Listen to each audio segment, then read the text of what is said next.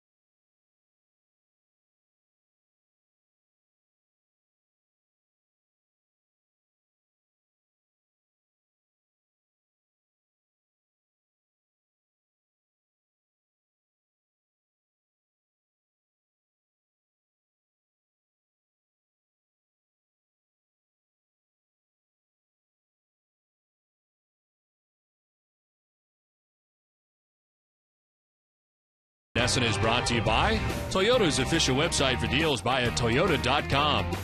Cholula Hot Sauce, Kia, AT&T, Dunkin' Donuts, and by Southwest Airlines.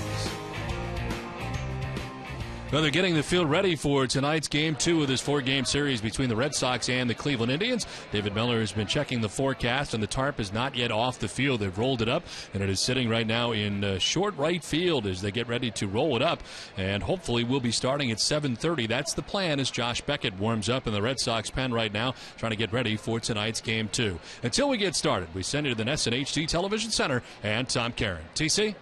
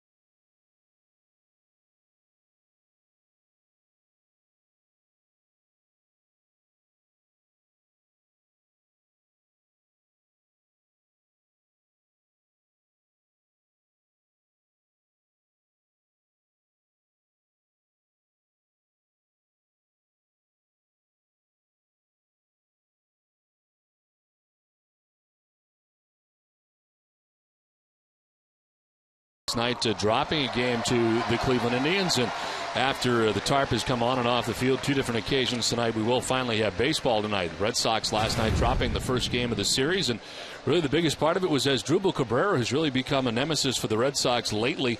Earlier on this season, as the Indians swept the Red Sox, he had a big series and is having another big series here so far. He's having a career year at the Cleveland Indians, leading the Indians in every major offensive category this season. His 19 home runs this year are 1 more than his career total of 18 coming into the season. Missed 2 months last year, the broken forearm, and was selected to his first career All-Star game this season. Started at shortstop for the American League, and this year 3 for 5 with 2 home runs and 4 RBIs last night. Is now hitting at .370 in 7 games against the Red Sox this season. So Cabrera back in the lineup tonight for the Cleveland Indians. And one of the positives that came out of last night's game, Jerry, certainly the continued good play by the Red Sox catching tandem. And the Red Sox catching has been very, very good, Don, both defensively and offensively. And that was a concern at the beginning of the season. Everybody was talking about what are the Red Sox going to do about catching. Well, the catching has been just fine. And when you look at the graphic right now, Jared Saltalamacchia on a 9-game hitting streak, hitting .378 in that span with 4 home runs and 12 runs batted in. And Jason Varitek, who is catching tonight over the last 4 games, he's also got a couple of home runs with 3 RBIs and 4 runs scored. So, you know, they're getting it defensively. Saltalamacchia continues to improve throwing to second base. He's been absolutely outstanding. He's got a rifle for an arm. Jason Varitek, we know, calls the great game, and they're both doing it offensively right now for the Red Sox. So the Red Sox catching situation is in great shape. Well, today we've kind of waited for the official word on Clay Buchholz, and it finally came down today. I think we knew it was not going to be a good thing for the Red Sox. Today it was made official. I guess if there's any good news about it, he doesn't need surgery, and that's a good thing for Clay Buchholz and, of course, in the Red Sox. But the fact is, will we see him again this year? And that's doubtful. I mean, he's got to rest. He's got to do a 5-step program of rehabilitation, which includes throwing off the mound, throwing off the rubber, pitching in games. Will we see him again this year? I don't think so. I really don't. You know, if they go to the postseason, possibly, but that's a long shot, in my opinion. Well, the Red Sox have taken the field tonight, and as they take the field, let's check out the visiting Cleveland Indians starting 9. Michael Brantley is in left field, leading it off with Jason Kipnis at shortstop. It is Asdrubal Cabrera. Then it is the DH. Travis Hafner is the DH, with Carlos Santana doing the catching. Kosuke Fukudome is in right field batting 6th. Lonnie Chisenhall is at third base, with Matt Laporte at first base batting 8th. Ezequiel Carrera in center field bats 9th. On the mound tonight for the Red Sox is Josh Beckett, his 21st appearance of the year. Comes in at 9-4 with a 2.17 earned run average. 115 strikeouts, 133 innings, and opponents hitting at 184 against Josh Beckett. Beckett in his last outing took a loss against Kansas City, 7 innings, 4 runs, 3 of them were earned. Had 8 strikeouts in his first shot at 10 wins. He will try again tonight. The Red Sox defense is brought to you by Jordan's Furniture. They are second in the league with 52 errors on the season. Kevin Ukilis will be at third base. Micah Beavis at shortstop. Dustin Pedroia at second. And Adrian Gonzalez, the first baseman. Left to right, Kyle Crawford, Jacoby Ellsbury, and Donnell McDonald. And Jason Varitek doing the catching for Josh Beckett. Umpiring crew tonight, Todd Titchener has a play calling the balls and strikes, with Jerry Davis, the crew chief, at first base. Angel Hernandez, the umpire, at second, and Mike Estabrook is the umpire at third. Where available, this telecast can be heard in Spanish by selecting the SAP button on your television remote. Enjoy the game. Buenas noches, amigos. Well, after a lengthy rain delay here at Fenway Park, right now it is 67 degrees. It has cooled off. Breeze in from center at 3 miles per hour, and partly cloudy apparently for the remainder of the evening. It's kind of lightly raining here at Fenway Park at the moment as we get this game started. Well, we've talked about Clay Buchholz tonight and his likely replacement, who has just joined the Red Sox today and met with the media earlier before the game. And here he is in a Red Sox uniform for the first time, Eric Bedard.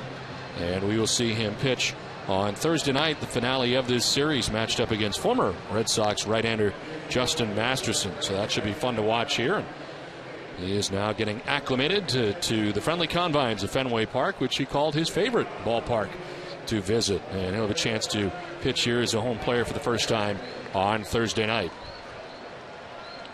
Michael Brantley is digging in here for the Indians. Josh Beckett ready to work.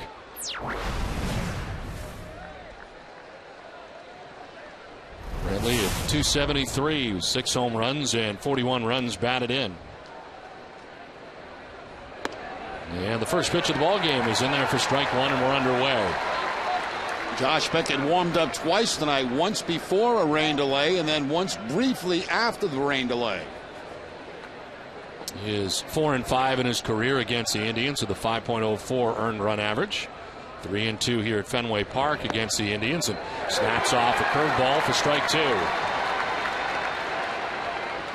Beckett quickly getting ahead, no balls, 2 strikes on a fastball followed by a curveball.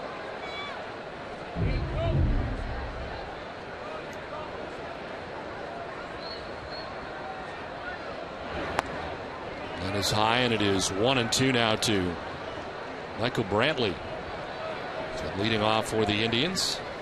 Indians coming into tonight's action, 2 games behind the Detroit Tigers in the American League Central.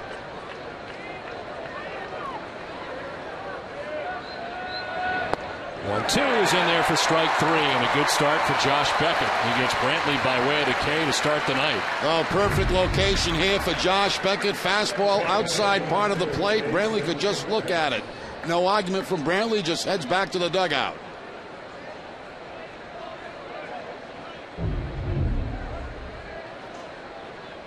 The one down here in the first inning and brings up Jason Kipnis. 222, 2 homers and 3 runs batted in. We got our first look at him last night.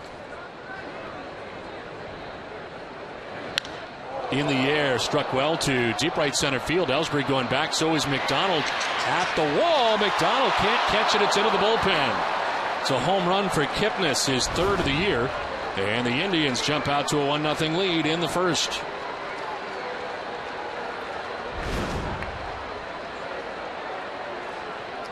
I couldn't tell if Darnell McDonald got a glove on this or not. But Kipnis is putting on a pretty good display over the last couple of games here against the Red Sox. Takes a fastball, drives it to the bullpen. Just out of the reach of Darnell McDonald. Well, this is the 3rd consecutive game of the home run for Kipnis. 1-0 Indians as Asdrubal Cabrera takes strike 1. Cabrera hitting at 293, 19 home runs, 65 runs batted in.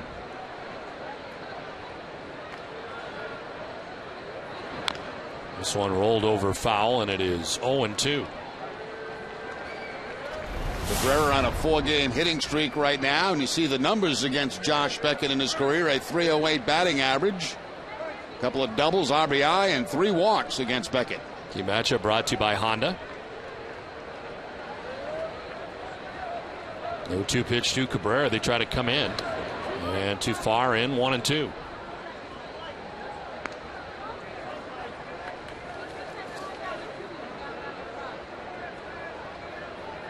Beckett is 4-1 with 1.88 earned run average over 9 starts here at Fenway Park this year. 2nd best home ERA in the American League and 4th in the majors.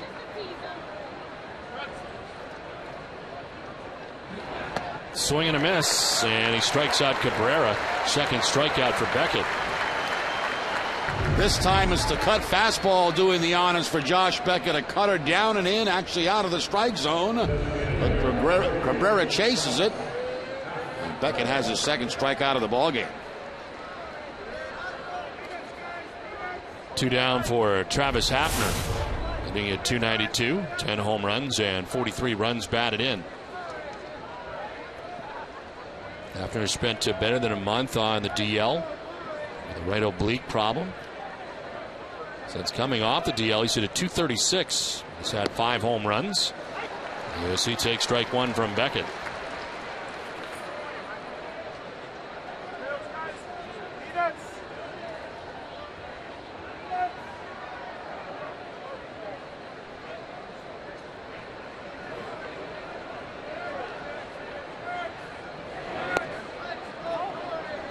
Ball 1-1 to Travis Hafner.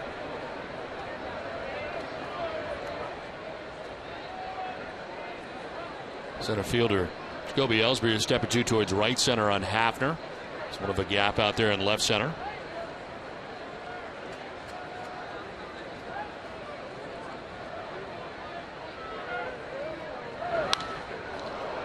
Fly ball down the left field line. Crawford headed over towards the seats. May have a play and is able to make the play. Makes a catch in foul ground right up against the seats.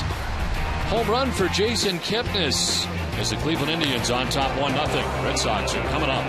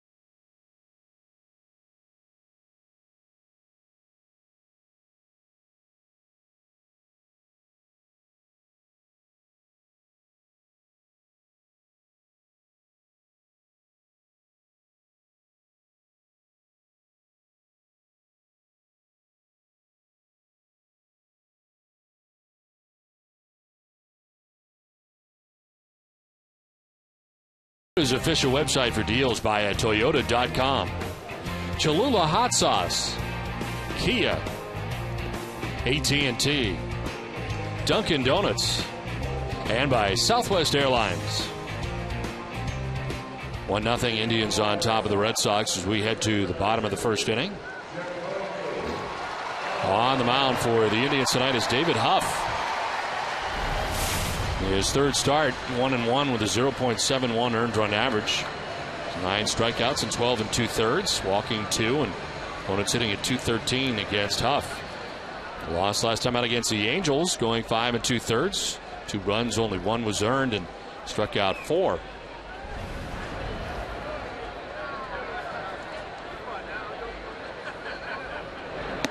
Ellsbury shows bunt and takes ball 1.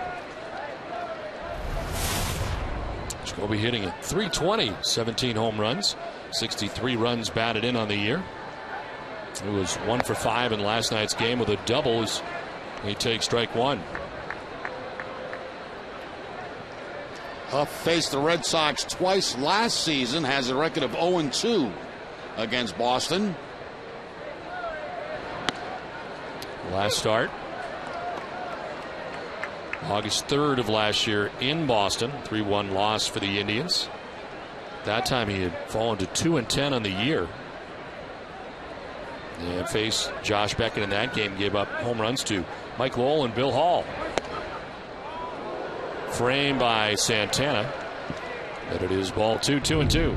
Pretty good fastball right here by Huff, just missing the outside corner.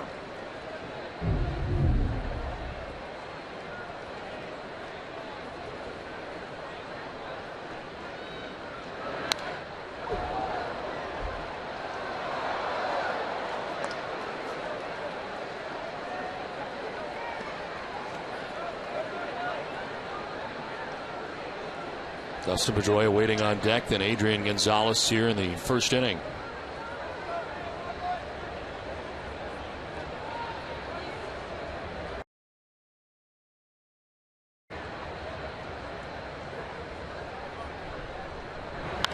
This one sent foul down the left field line, back and out of play into the grandstand area, and it hangs at 2-2 to Ellsbury. Tell you what, Don, we had a couple of heavy showers here, didn't we? Yes, we did. Boy, did it rain hard.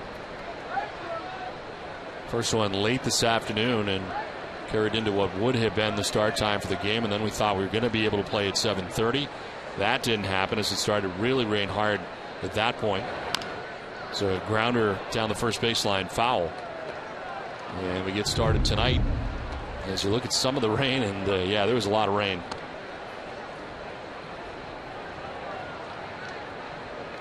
I don't see why we couldn't have played through that. I could have played through that without any trouble. Might have been a little tough for some of the fans. These guys have worked hard already tonight. Yes, they have. Exhausted.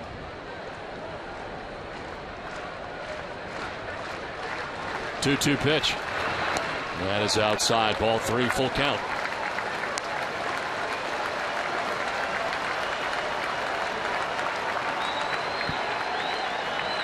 Maniac and the Indians in the hunt in the American League Central.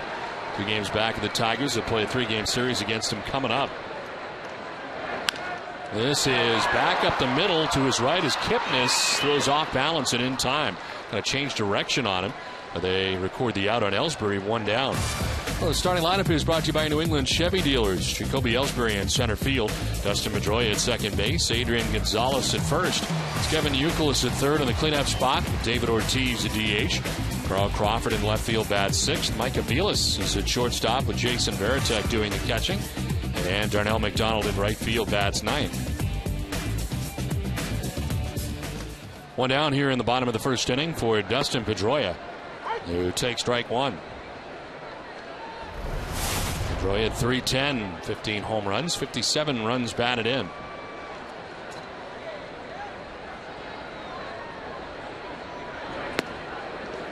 Pedroia facing a left-hander tonight, and Dustin leads the majors with a .429 average against lefties. As it is, his .310 average is good for 9th in the American League. He's 3rd in walks with 69. And 5th in hits with 130. Fresh off a terrific July.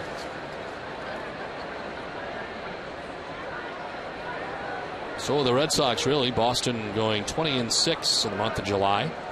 Best record in the majors. As this one fouled off, 2-2. Change up that time from Huff. Had Pedroia a little bit out in front, but was able to foul it off. Keep the count at 2 balls and 2 strikes. Change up at about 81 miles an hour from Huff.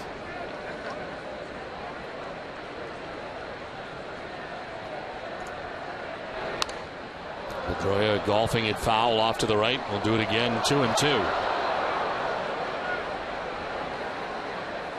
46 hits in the month of July for Dustin Pedroia.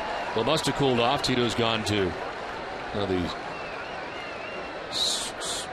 sweat jacket here. The 2-2 is on the ground at third. Chisenhall deep third with a long throw that'll get there in time. Let's take a look at the Indians defense. They had 9th in the American League with 71 errors on the season. Lonnie Chisenhall at third base, as Drupal Cabrera the shortstop, Jason Kipnis at second, and Matt Laporta the first baseman. In the outfield, Brantley, Carrera, and Fucadome. Carlos Santana doing the catching for David Huff. So 2 down here in the first inning. Adrian Gonzalez the batter. 2 ground outs for David Huff so far. Adrian Gonzalez hitting at .356, 18 home runs, 90 runs batted in. Low and away to Gonzalez.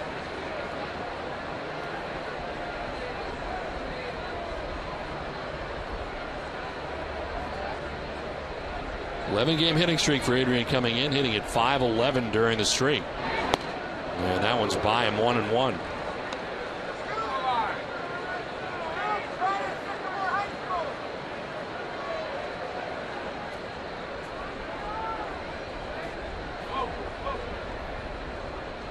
Of 26 years old, he'll turn 27 August 22nd. As Gonzalez to left, Brantley going back, it'll be over his head and hit the base of the wall. Brantley plays the carom, and the throw is going to be not in time. Good slide to the shortstop side for Gonzalez to avoid the tag. And he's into second base with a 2-out double. Oh, it sure looked like Gonzalez was going to be out at second base. This is when you take the chance, though, with 2 outs. Nice inside-out swing by Gonzalez, and here comes the throw from Brantley. Now watch the slide by Adrian Gonzalez. Goes to the outside of the bag and gets it with his hand.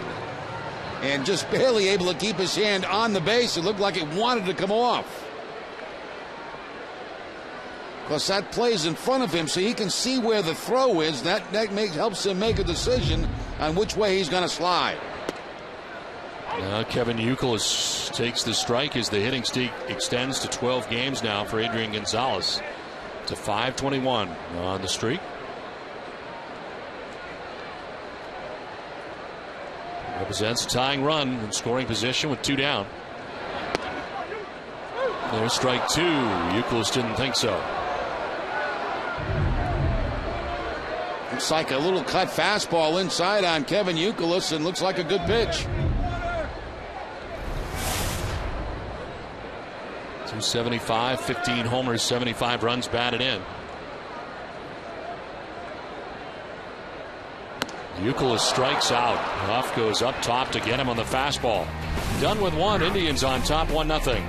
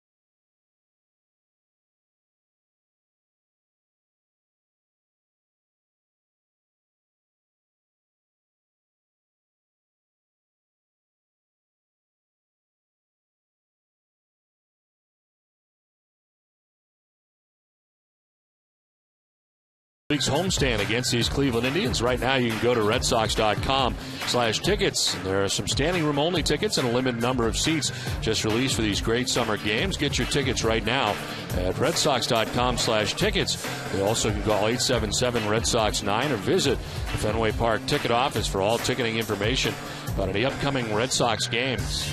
Every day at Gate Eve, 90 minutes before the game, there are tickets available.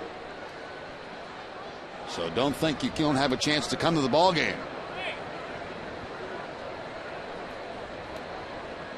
Please sign my Rem Dog baseball card. Well, I don't know where you're sitting, and it'd be tough to run down there right now, but I'd love to.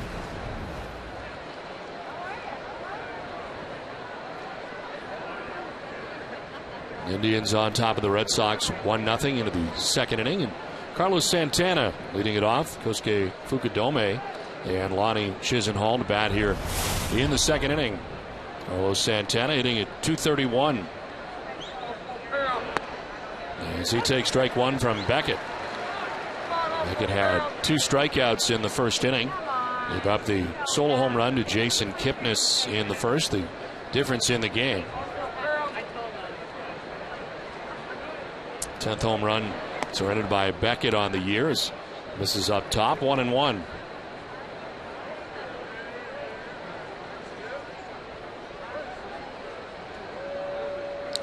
Yankees and White Sox still waiting to play. Still raining in Chicago.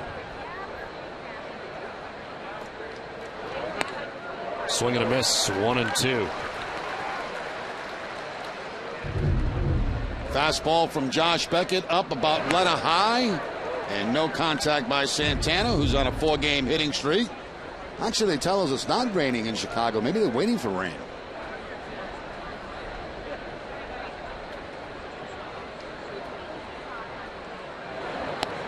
Breaking ball slips out of the hand of Beckett, up and away, and it is 2-2.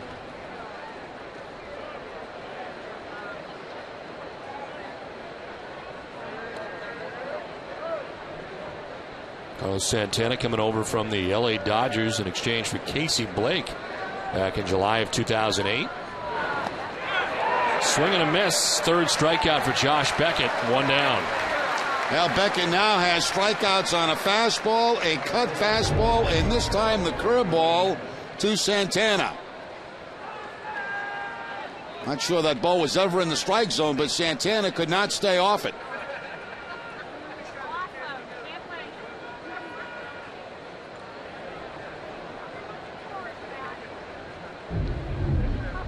One down here in the second inning. Kosuke Fukudome, right fielder for the Indians. 2 for 14 since joining the Indians from the Cubs, and he sends this back up the middle into center field. 1 out single. Let's check in with Heidi. Well done. Clay Buchholz is not done for the season, as has been reported. He does have a stress fracture in the L2 vertebrae, but there is a chance he could be healed in time for the postseason. Both Buchholz and Dr. Tom Gill talked about it today. How nagging it's been, and been done for a month and a half, 2 months already, and not back throwing or pitching yet. You know, that's the part of it that really that gets to me. So. Yeah, knowing that I can come back late this season and potentially help this club win and get to the World Series again, you know, that's what I'm striving for right now. Buchholz began a 5-step rehabilitation program today that he must complete prior to returning. The first few steps involve core strengthening with milestones he has to reach before moving on to the next step. He can begin throwing when he gets to the 3rd step in this rehab program, but he won't pitch off a mound until the 5th step. Dr. Gill said he's going to be checked weekly, and Buchholz said he's going to have another thorough examination in about a month. At that point, he's hoping he can start throwing off the mound. They have all stressed, though, there is no specific timetable for his return. Don? All right, Heidi, thank you very much. Certainly a lot of speculation has been flying around here for quite some time in his absence. And today, a definitive plan for Clay Buchholz moving forward. I think Clay was relieved that he did not need surgery, and this is not going to be a career-threatening injury. It will heal itself eventually. 2 down here in the second inning. Matt Laporte is standing in on the right side. First baseman for the Indians. First to check on Fukudome, back to the bag at first.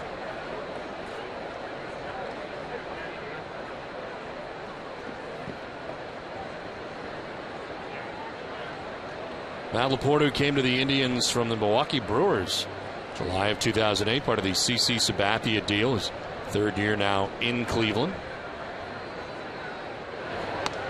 Curveball missing, and it's ball 1.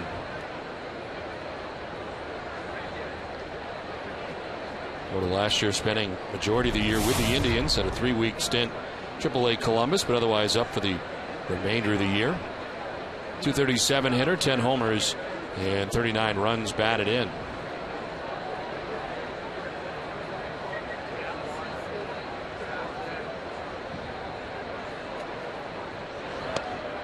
Outside, ball 2.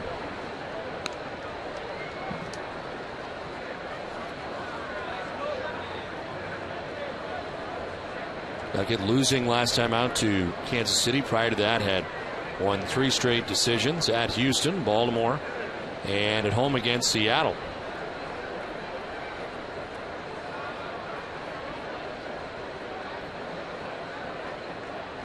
Throw to first, and back to the bag is Fukudome.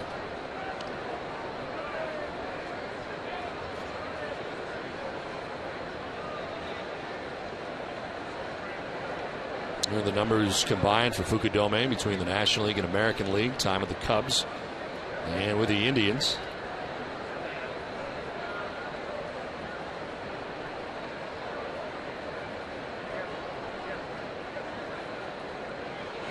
Swing and a miss, and it's 2-1. Laporte was geared up for the fastball, got it, but couldn't make contact. Yeah, but that fastball was in a very good location, down and in on Laporte. Turned it over a little bit at 94 miles an hour.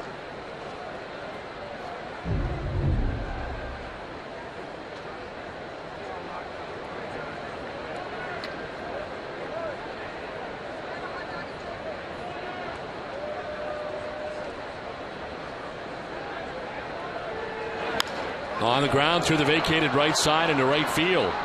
And up to second base goes Fukudome on a base hit for Laporte. And the Indians have runners at first and second, out, 2 down. All the hits so far in this ball game have been on fastballs from Josh Beckett. This fastball out over the plate. And Laporta taking it the other way. A little stumble there by Dustin Pedroia, but I don't think he was going to get to it anyway.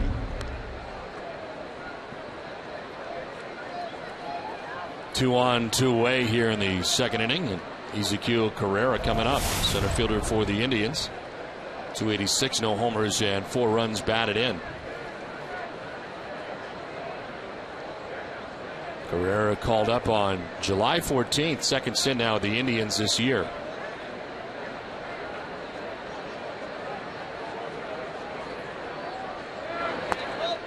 Up and away for ball 1.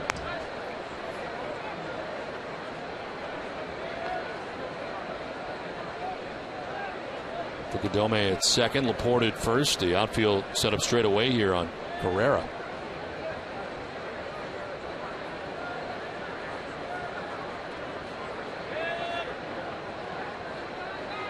Pickup play at second, no throw from Beckett, as cheating in from short was Ukilis. Not much daylight between Ukilis and Fukudome, so that's why there's no throw from Josh Beckett.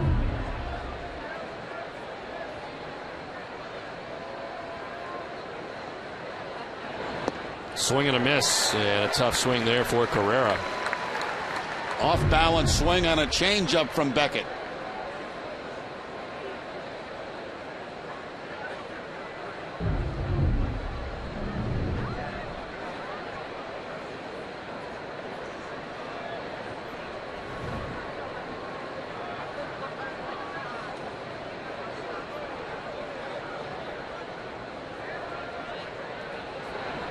Reaches out, fouls it up into the upper deck, and a nice grab by a fan to our left. 1-2.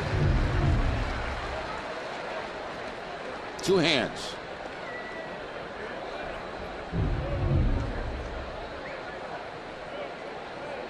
That's a big deal too, right there, doesn't it? That makes that baseball look very small. He's got some big friends too. Yeah.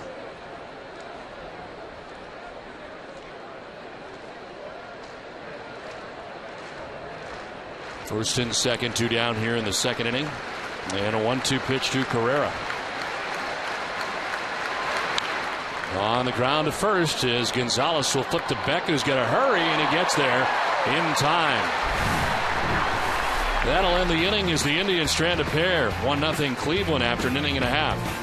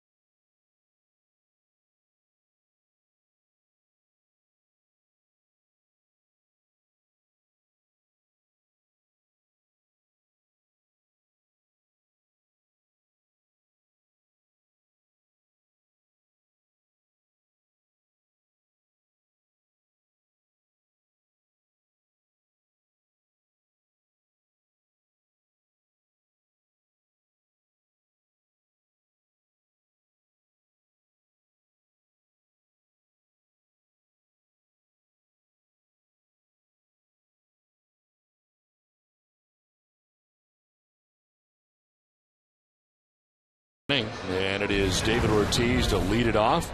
Carl Crawford, then Mike Ukilis. The Red Sox trailing 1-0. David Ortiz hitting at .290, 20 home runs, 68 runs batted in. As he takes strike one. Indians going to their shift with Jason Kipnis, second baseman, in short right. Asdrubal Cabrera, the shortstops, come to the right side of the infield, and only Lonnie Chisenhall, the third baseman, on the left side at short. Ortiz fouls it back, and it's 0-2. David has been quiet lately. He has won for his last 17. That's left-handers, though, hitting at .330 with 6 home runs. A terrific year against left-handed pitching. And dealing with David Huff tonight.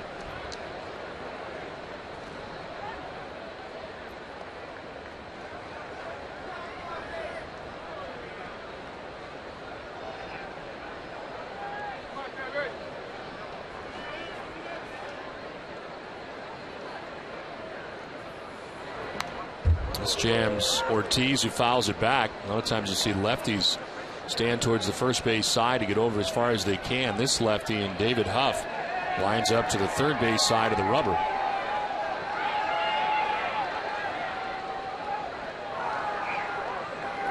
Ready with an 0-2 pitch to Big Papi.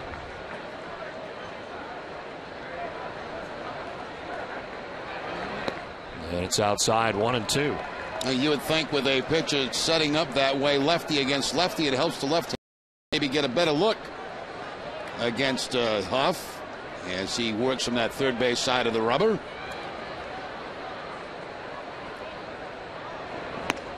Zipped outside, and it's 2-2. We'll see pitchers at times who are struggling. They'll switch from the first base side to the third base side, or vice versa. Tim Belcher, the pitching coach here for the Indians.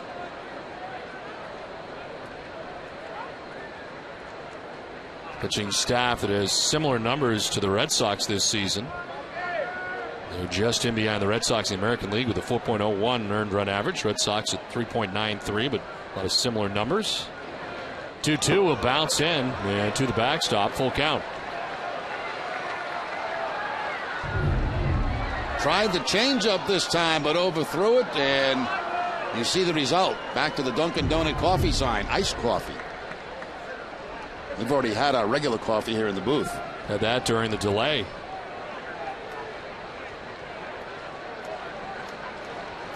Carl Crawford waiting on deck. Red Sox batting in the bottom of the second. Here's a 3-2 that Ortiz lofts foul.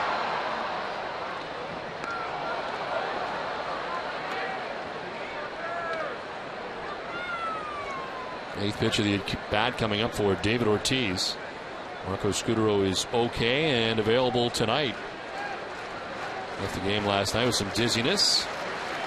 And available tonight. 3-2 is in the air, foul again. Well, you see how upset David Ortiz is right there. He had a good pitch to hit. He knew it, and he fouled it back. Fastball right down the middle of the plate.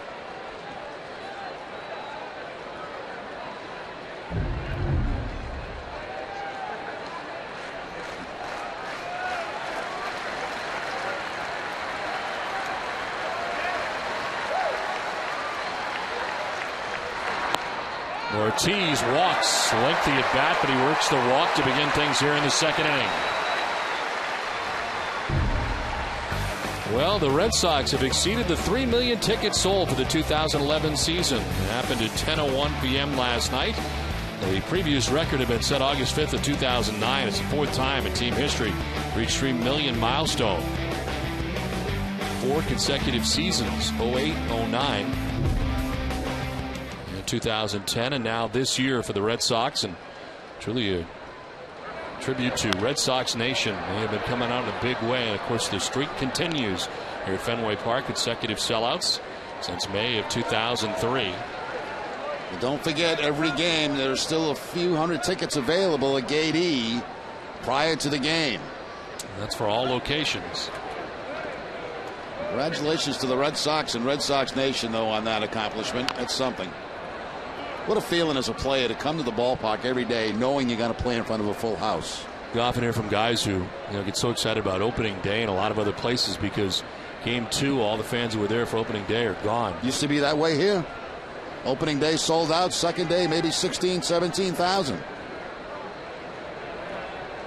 Eric Bedard now a part of it here at Fenway Park. 0-2 pitch coming to Carl Crawford with nobody out. And a ground ball towards shortstop. Cabrera to second for one, and no.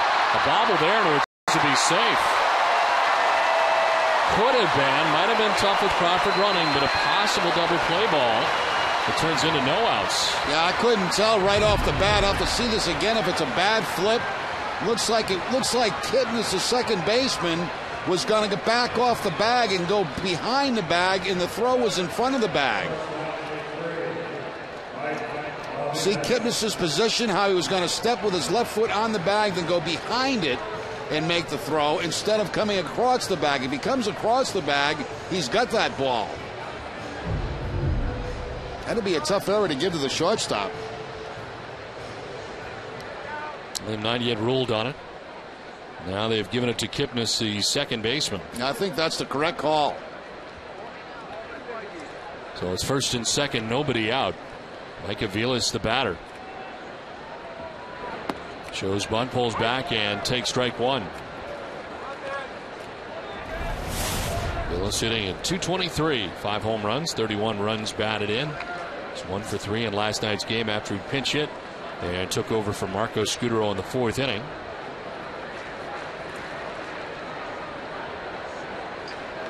His first hit in a Red Sox uniform here last night in the 9th inning. Now it's a ground ball into left field, a base hit. Ortiz will stop at third, and the Red Sox have him loaded with nobody out. Now the Red Sox catch a break on that play at second base, and Ukilis with the base hit to left field. So the Red Sox playing one base at a time with the bases loaded with nobody out. Like a changeup maybe that time. That was away from Ukilis, and he gets out there and hooks the ball into left field. Ortiz has to stay at third base. And getting back to that play at second base by Kipnis, the whole idea for a second base was to get there, try to straddle the bag, and be in position to make a play on any kind of flip at all. He's anticipating the ball being behind the bag. Instead, it was in front of the bag, and that's where he kind of got messed up on that play.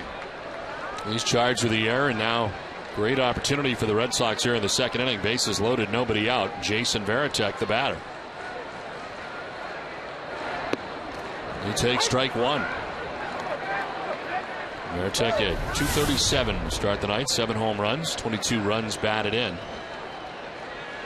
Watching Josh Beckett as he has. Varitek with hits in 23 of his 30 starts.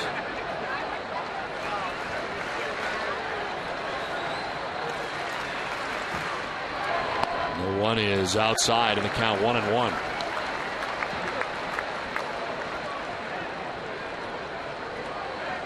Oh for 8 this season with bases loaded, with 2 RBIs. And bats with Ortiz at third, Crawford at second, and Ukilis at first. Nobody out in the second inning. Red Sox trailing 1-0.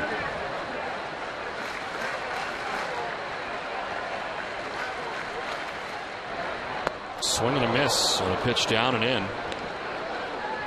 Good snapping curveball there by Huff, as it really breaks down and in on Jason Varitek. Jason swinging on top of that breaking ball.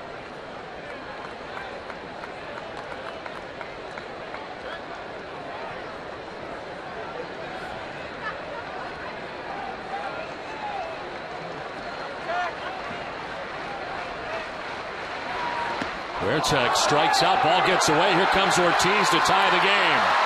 1-1 game. Ball gets away on the strikeout, and it scores Ortiz. Yeah, Varitek cannot go to first base because first base is occupied, but the run can certainly score. Once again, it's the curveball. Bouncing in the dirt, deflecting off Santana. Santana can't find it right away. It's down the third base line, and here comes Ortiz. Veritek did run to first base, but that does not matter because first base was occupied. So 1 out. Red Sox tie it up. Runners at second and third now as Darnell McDonald stands in. And he started right field with the left-hander on the mound. As McDonald takes strike 1. 71, 3 homers, 13 runs batted in for McDonald. He's had a little bit more playing time lately. And starting to find his timing a little better at the plate as a result. As he is down 0-2. Reached safely in a career high 9 straight games with a plate appearance dating back to July 5th. And hitting at .318 since July 5th. And that's kind of coincided with the playing time starting to pick up for Darnell McDonald.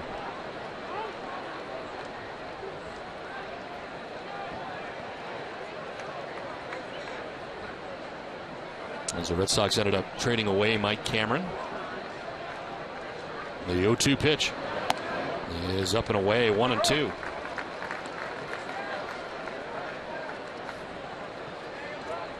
Was getting the bulk of the time in right field in the absence of J.D. Drew. Josh Reddick, who's cooled off a little bit. Reddick was 1 for 8 in the series against the White Sox.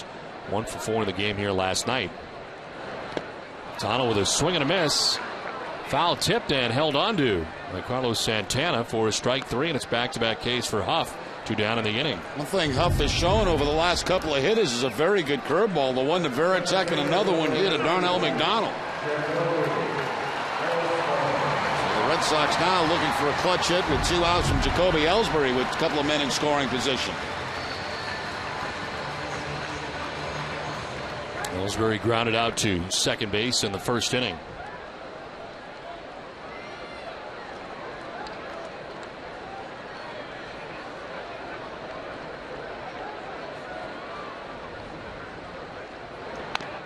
This one is squibbed down the third baseline. It'll stay foul as we send it down to Heidi.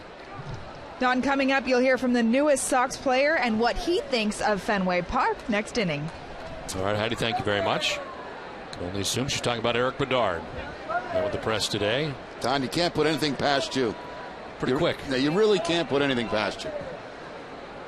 We will also be talking to Terry Francona at some point tonight. We will? Yes, we will. Live in game. All kinds of stuff going on tonight, Jerry. It's been a very busy day. Manager would like to see the Red Sox grab a lead here. The 0-1 misses, and it's 1-1.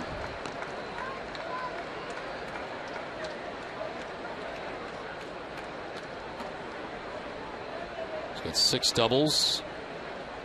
Total 22 RBIs in this spot as he stands in on the left side with Crawford at third, Ukilis at second, and 2 outs in the inning. Ellsbury fouls it off, and he's down 1-2.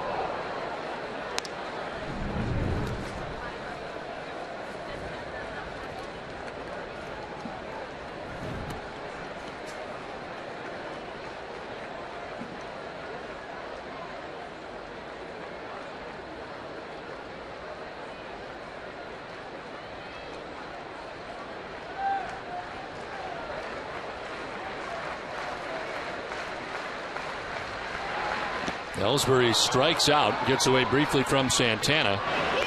Well, besides a wild pitch, Huff gets out of the jam. Heidi Watney will tell us more about Eric Bedard when we come back. It's the end of 2, tied at 1.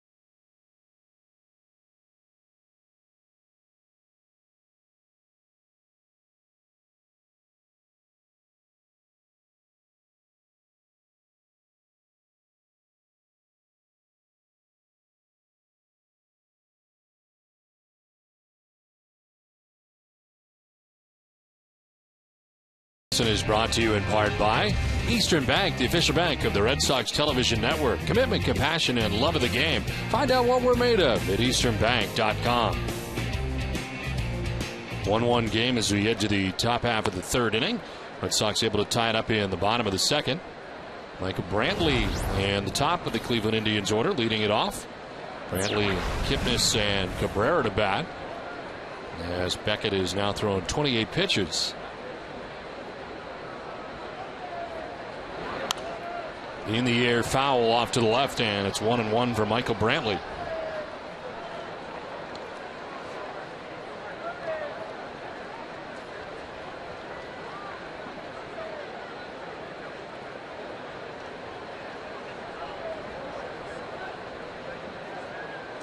Brantley, 24 years old, from Bellevue, Washington. Part of the CC Sabathia deal. Coming over from the Milwaukee Brewers. 1-1 is in the air to right field. In comes McDonald to make the running grab for the first out of the third inning. As promised, here's Heidi. Don Eric Bedard arrived here at Fenway Park today, and he said it was a dream come true to go from a team in last place to a team in first place. And as a bonus, he said Fenway Park is his favorite place to play. I asked him why. The fans are always into it. Every play, every pitch. It's such a close-knit ballpark. Everything's close, and you feel like everybody's on top of you, and it's a lot of fun. Bedard was on the disabled list for a month with a sprained knee, and he didn't make any rehab appearances before his last outing on Friday. He threw 57 pitches in 1 1/3 innings. He said the rust was obvious in that start, and it may take him another start or two to get his control fully back. Don? All right, Heidi, thank you very much. A hot shot back at Beckett. He knocked it down with the glove and had plenty of time to get Kipnis, but this was right back at him. Yeah, rocket back at Josh Beckett. Gets him right in the glove, knocks it down, and fortunately rolls toward first base. Beckett's able to regroup and give that little underhand flip to the first baseman covering. Well, it's a good thing he got that some leather on that. So 2 down here in the third inning for Asdrubal Cabrera. Back to Bedard for a moment. We haven't heard too many pitchers who've said that Fenway Park over the years their favorite place to pitch. Completely opposite, yeah. This is down the line at first, a fair ball as Asdrubal Cabrera is back at it again. Over to get it is McDonald. Cabrera will head to second base. He has been terrific against the Red Sox, but he's been terrific, period. Certainly one of the guys that does not get as much credit as perhaps he deserves playing for the Indians. A big hit. 2-run home run in last night's game. One of 2 home runs that he had. And after review, clearly was a home run. And after our investigation, we found out it was a home run.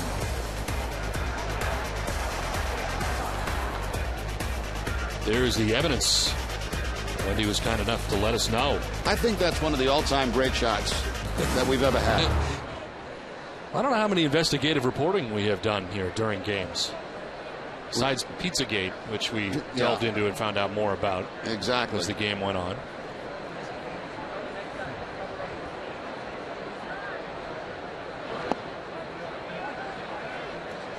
That'll miss, ball 1.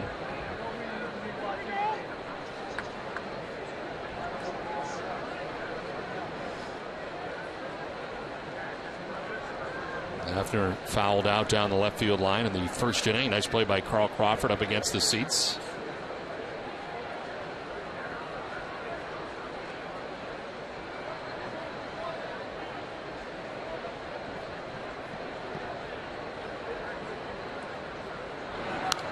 It's jammed here and fouls it off to even the count at 1-1.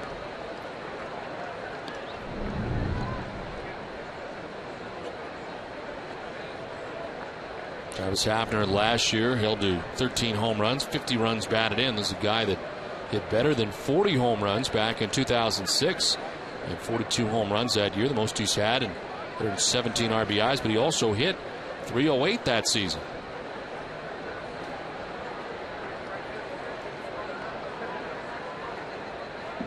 Originally drafted by the Texas Rangers back in 1996. Breaking ball away, and it's 2-1.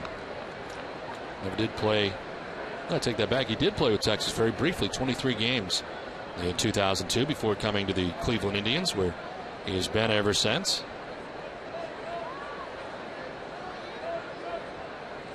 Been on the DL quite a bit over the last few years.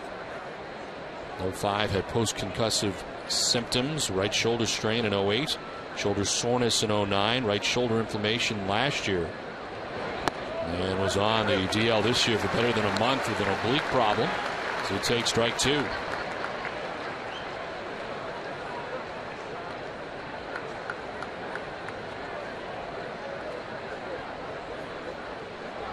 Go-ahead run in scoring position at second base in Cabrera. With 2 outs here in the top half of the 3rd inning.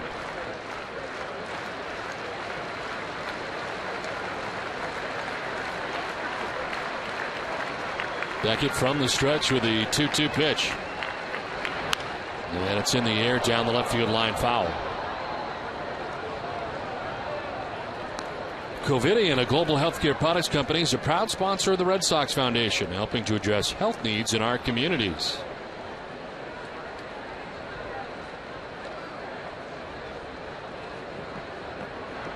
Two down with Asdrubal Cabrera at second base. Travis Hafner. He's got 5 home runs and 37 runs batted in with runners in scoring position, and totes that hefty .431 average in this spot.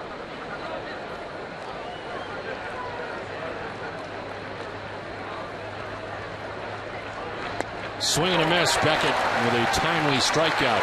His 4th of the contest. We're tied 1-1 after 2.5.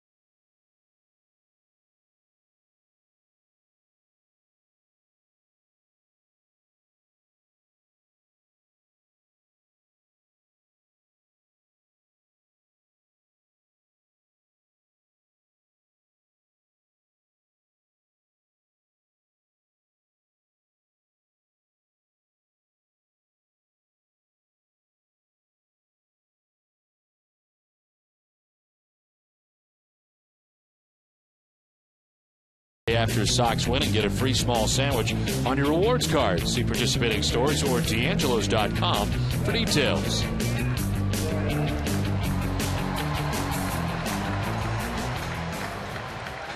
One game as we head into the bottom of the 3rd inning. At a 1 hour and 35-minute rain delay here tonight at Fenway Park. But underway now and in the midst of a tie game. Red Sox coming to bat. Dustin Pedroia, Adrian Gonzalez, and Kevin Ukilis.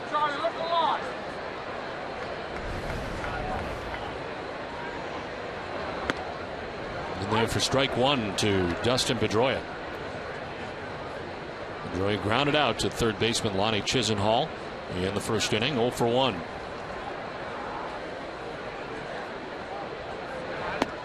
That is in tight. Did he swing, though? And the answer is no. Jerry Davis checked with at first base, said he did not.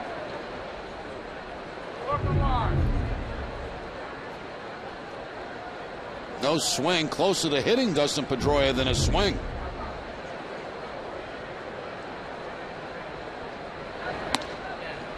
Up high, ball 2, 2-1. Yankees and White Sox are underway. The White Sox probably wish they didn't get underway. They're in the 3rd inning, and the Yankees are out to a 4-0 advantage.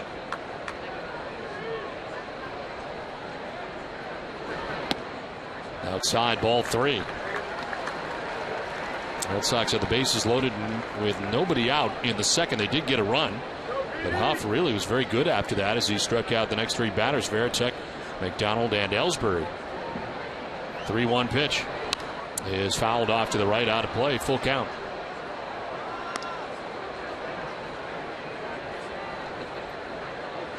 Third full count of the day for David Huff. He was walked 1 and struck out 4 in the first 2 innings.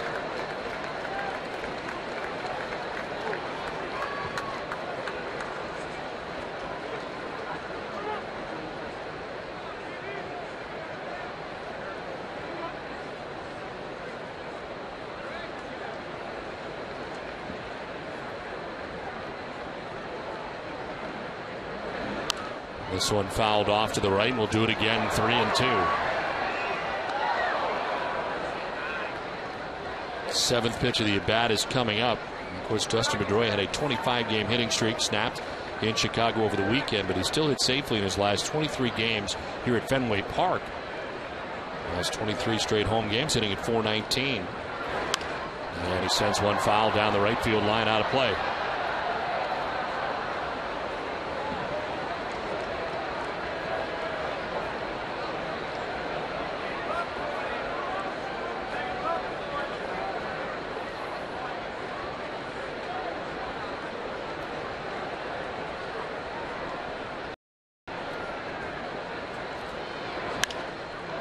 Popped up in the infield, right side, as Kipnis, the second baseman, a little stagger step, but he makes the catch for the first out of the inning. Well, tonight, following our Red Sox coverage, I want to remind you to join Jade McCarthy for NESN Daily, presented by Sun Life Financial. Latest from Patriots training camp, Jamie Parker sits down for a conversation with Celtics guard Rajon Rondo. Plus, Tiger Woods discusses a return to the PGA Tour. All this and much more on NESN Daily tonight, following Red Sox coverage, only on NESN. 1 out in the 3rd inning. Adrian Gonzalez doubled in the 1st inning. 1 of 2 hits off David Huff. The other one a single from Ukilis.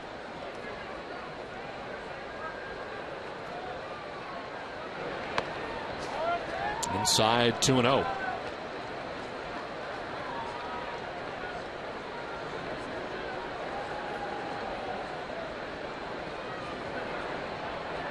Into the shift go the Indians for Adrian Gonzalez. Same shift they put on for Ortiz. This one grounded foul.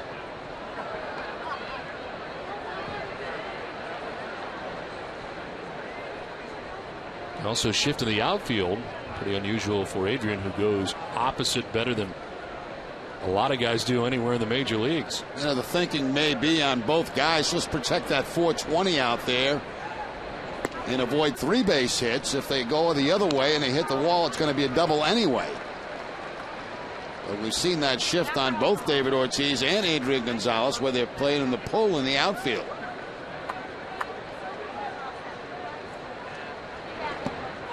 Here's ball 4, and Gonzalez down to first base.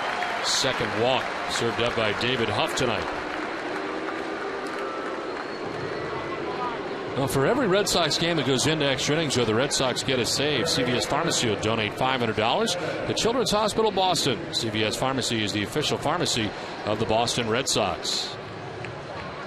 Tim Belcher, the pitching coach, keeping the pitch count there in the dugout.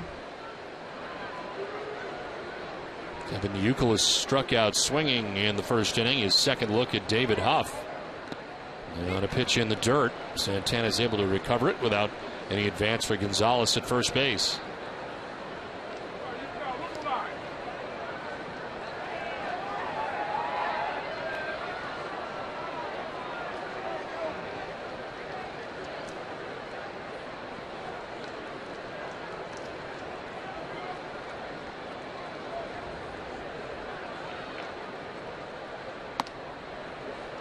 In there for strike 1 to Ukilis, and it is 1-1.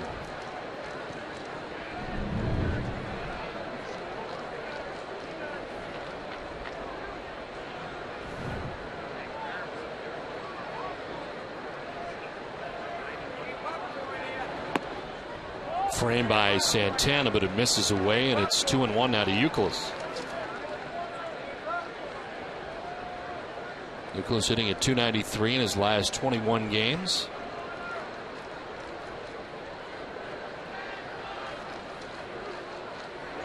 Swing and a miss, 2-2. That had him fooled. We've seen Beckett with a good changeup tonight. Huff also with a good changeup so far in this game.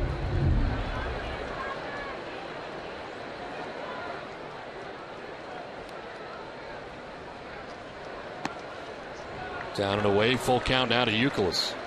After a walk to Adrian Gonzalez with 1 out in the inning. 3 consecutive full counts now for the left-hander David Huff. With David Ortiz waiting on deck and making new friends. Souvenir for a youngster.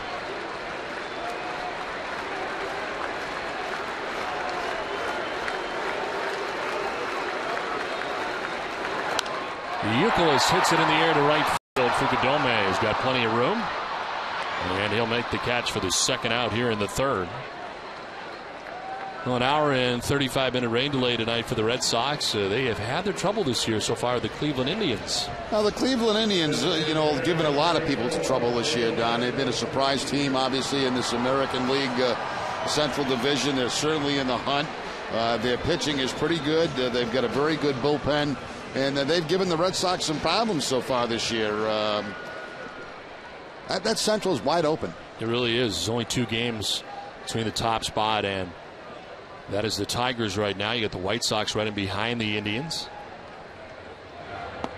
As David Ortiz takes a pitch outside, and I'm still not counting out the Minnesota Twins. You can never do that, can you? We have found that many times before, especially in the second halves of seasons. That's a team that was battered and bruised. They had a number of injuries.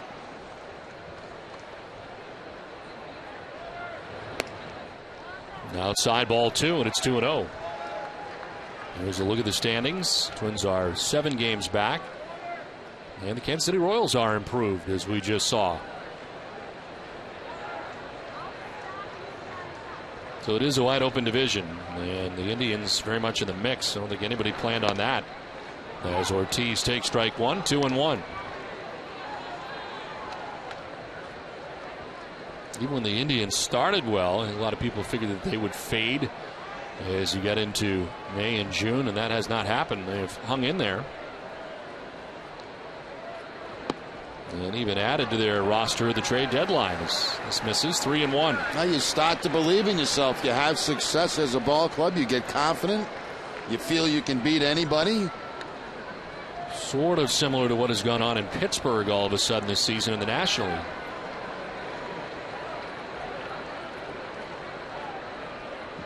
The 3-1 pitch. Ortiz lines out to first, and it'll turn as that is out number 3. Ortiz lining out to end the inning. We have played 3, tied at 1.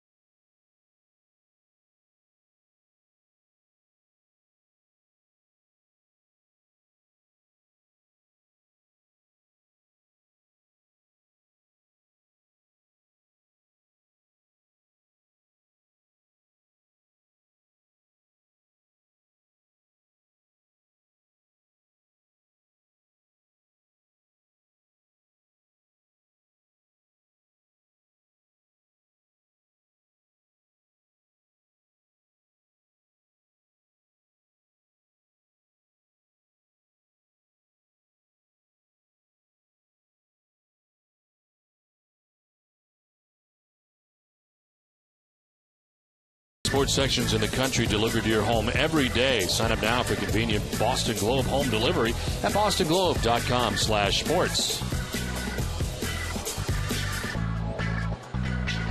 It's on to the top half of the fourth inning. A 1-1 game from Fenway Park. Josh Beckett back on the hill, and it's Carlos Santana, Kosuke Fukudome, and Lonnie Chisenhall to bat here in the fourth. 4 strikeouts for Beckett through the first 3 innings. Only blemished the home run by Jason Kipnis in the first inning. This one chopped foul for strike 1. As Beckett starts the fourth inning, he's thrown just 39 pitches. Other side, David Huff. He's gone the first 3. He's thrown 72 now.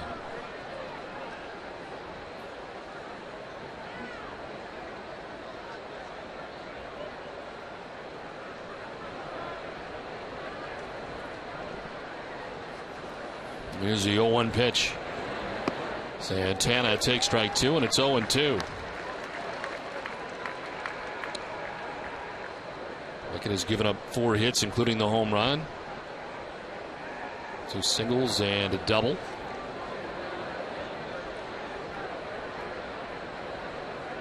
The 0-2 pitch goes to the curveball, and it's ground ball to third, picked by Ukilis.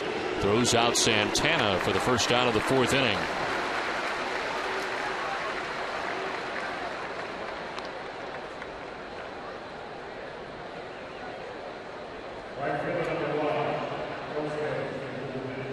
One down here in the fourth. Kosuke Fukudome coming up here for the Indians.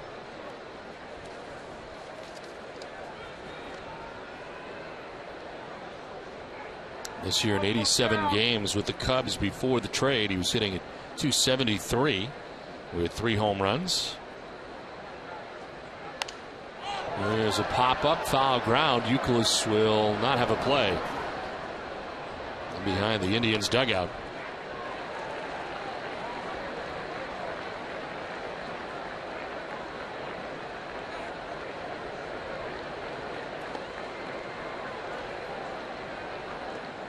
Ten of 15 first pitch strikes for Josh Beckett so far tonight, who's ahead of Fukudome. Time of the trade, Fukudome ranked 14th in the National League in on base percentage.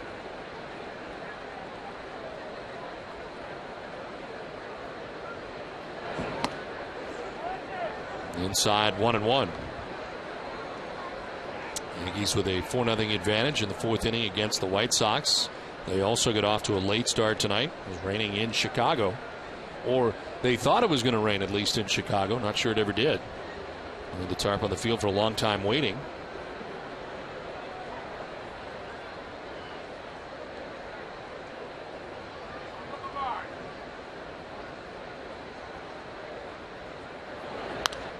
Late swing and a foul. Up into the luxury boxes, out of play. 1-2. Fukudome's stance looks an awful like Matsui, doesn't it? Yes. The upright bat.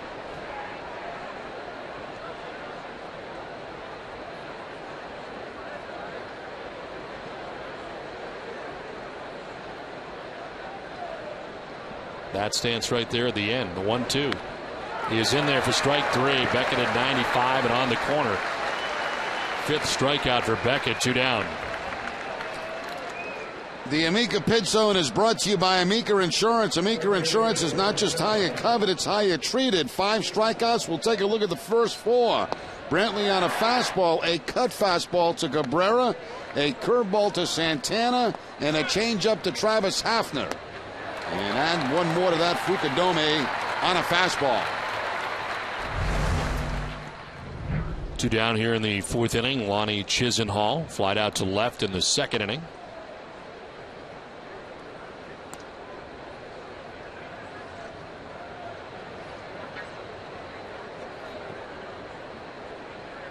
Beckett with 5 Ks tonight. His season high is 11. Did that on July 3rd against the Houston Astros.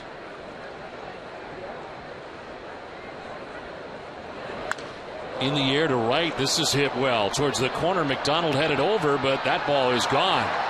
Home run down the right field line for Chisenhall. His 3rd home run. And the Cleveland Indians take a 2-1 lead over the Red Sox. Their 2nd solo shot of the night. There's the first in Kipnis now. Chisenhall takes it out. 2 new names since the last time we saw this Cleveland Indians team. Kipnis, the second baseman. Chisenhall, the third baseman. Looked like a changeup that time by Beckett right down the middle of the plate. And Chisenhall takes it out of the ballpark for the home run.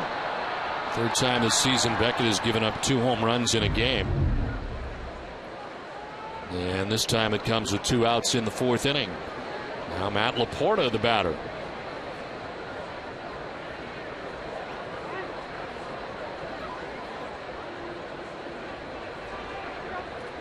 Laporta with a single to right field in the 2nd inning.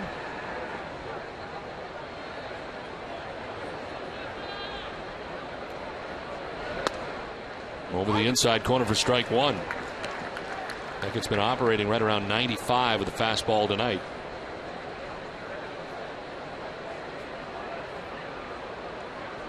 Tony Chisenhall with his 3rd home run for the Indians this season. The one too far inside, 1-1.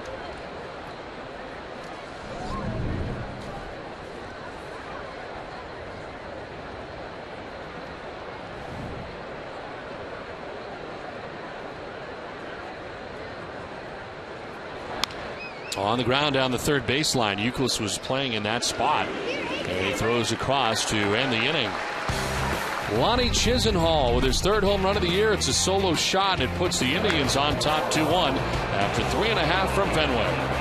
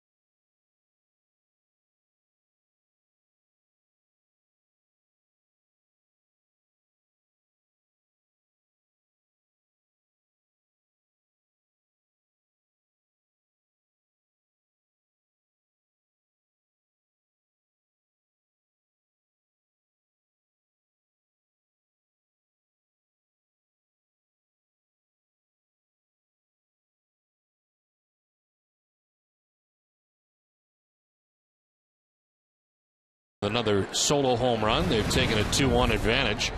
And it's Carl Crawford leads it off here in the 4th as he takes ball 1 away. Crawford reaching on an error. Fielder's choice in the 2nd inning.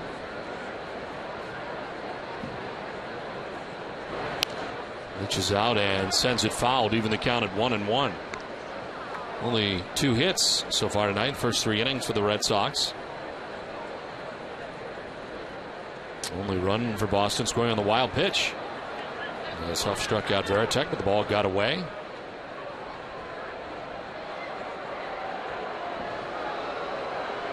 Ball coming back onto the field here towards the third baseman who disposes of it.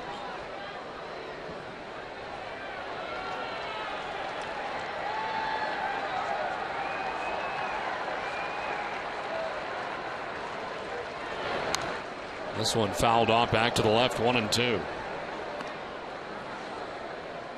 Time now for tonight's AT&T trivia question. He's the last Red Sox player to hit an inside-the-park home run. I'll be answer for you a little bit later. 1-2 is a swing and a miss. Crawford down on strikes. And that is the 5th strikeout of the game for David Huff. And when you look at most of his strikeouts, most of them have come on this very good curveball that he's throwing tonight. Had the off-balance swing there for Kyle Crawford.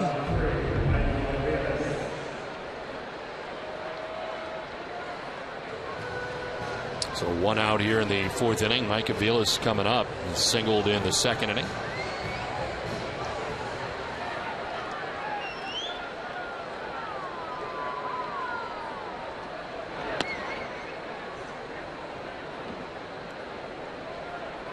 Center fielder Ezequiel Carrera over into right center for Ukilis to go the other way. And that's in there for strike 1, 1-1.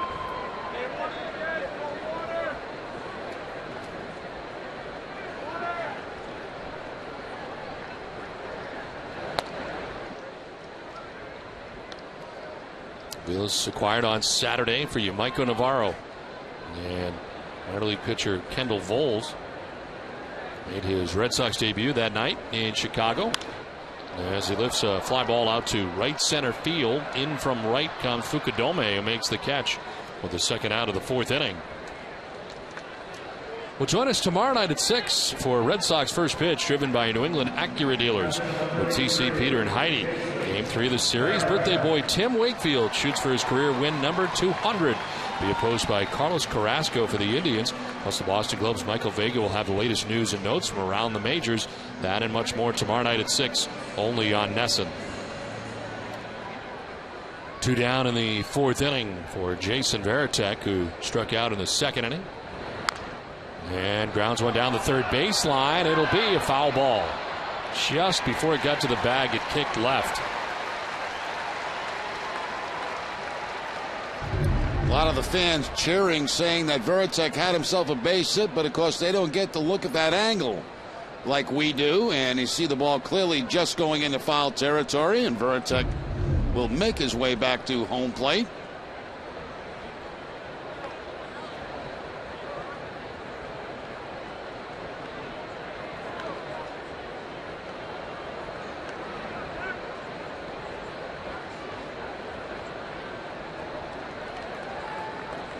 When we come back, we will hear from Terry Francona.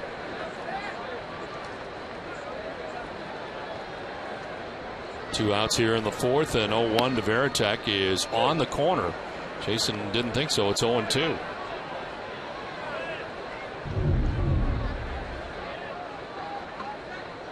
See Santana move it back to the corner.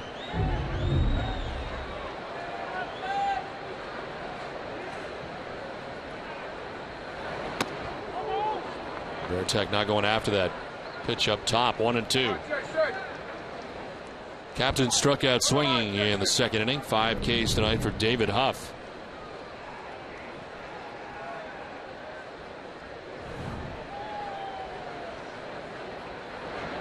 Varitek with a wild swing and a miss. Gets away from Santana, but he'll fire down to first for the out. 2nd time Varitek has struck out. 6 in the game for Huff. 2-1 Indians on top.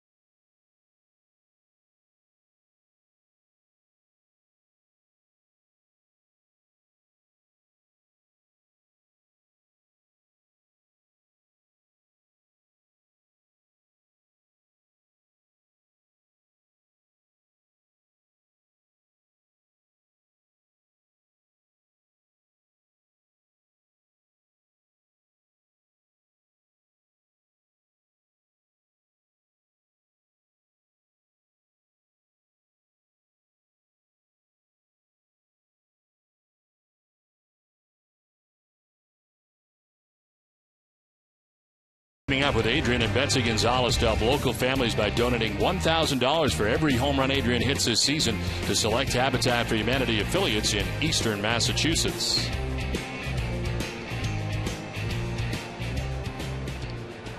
Fifth inning from Fenway Park. Indians on top of the Red Sox 2-1. And coming to bat is Ezequiel Carrera, Michael Brantley, and Jason Kipnis against Josh Beckett here in the fifth.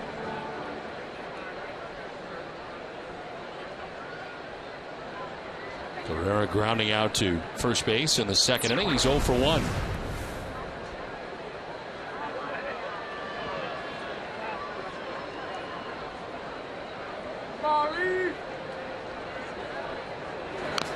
Bunt bid, which is fouled off at the dish. No surprise, the Red Sox, they're pinching him at third base and first base, playing in, expecting the possible bunt from Carrera.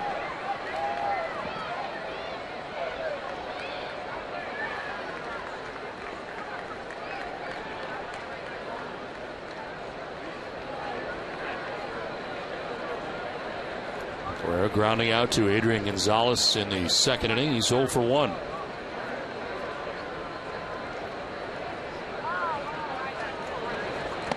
Breaking ball up top, missing, and it's 1-1. Beckett kind of looking at the landing area and now going to work on it on the base of the hill.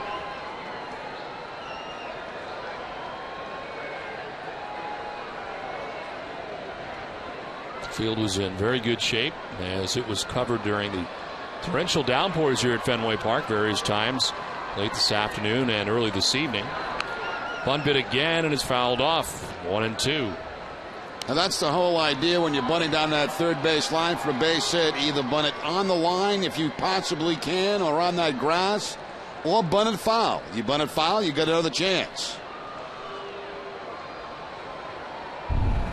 Carrera trying to go down that third base line. He wants to put it perfectly down on the line, except it goes fouls, but at least he has another chance now to hit.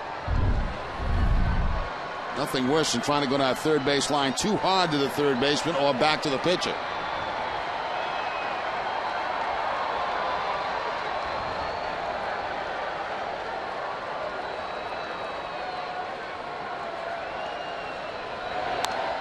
This one fouled off to the left. 1-2 still. Carrera be followed by Michael Brantley, Jason Kipnis here in the fifth.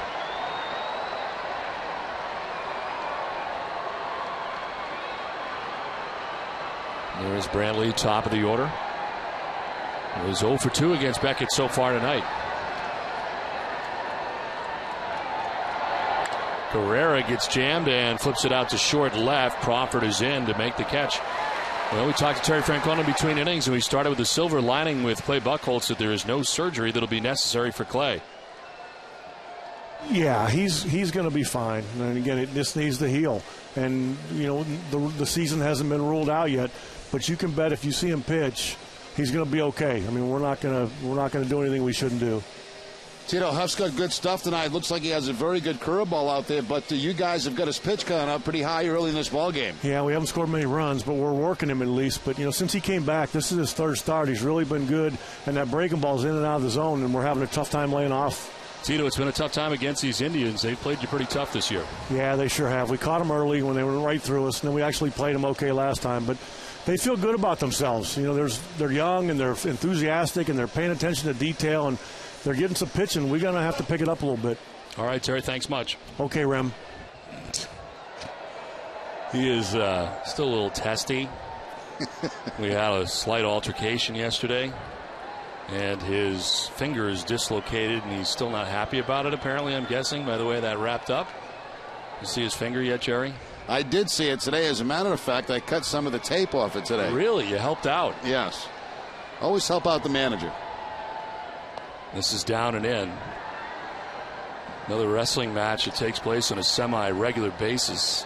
And yesterday he came out of it and his pinky was like at a 90-degree angle. But he likes to mess with your hair. Yes. That's what starts it all, is he likes to mess with your hair. Every day.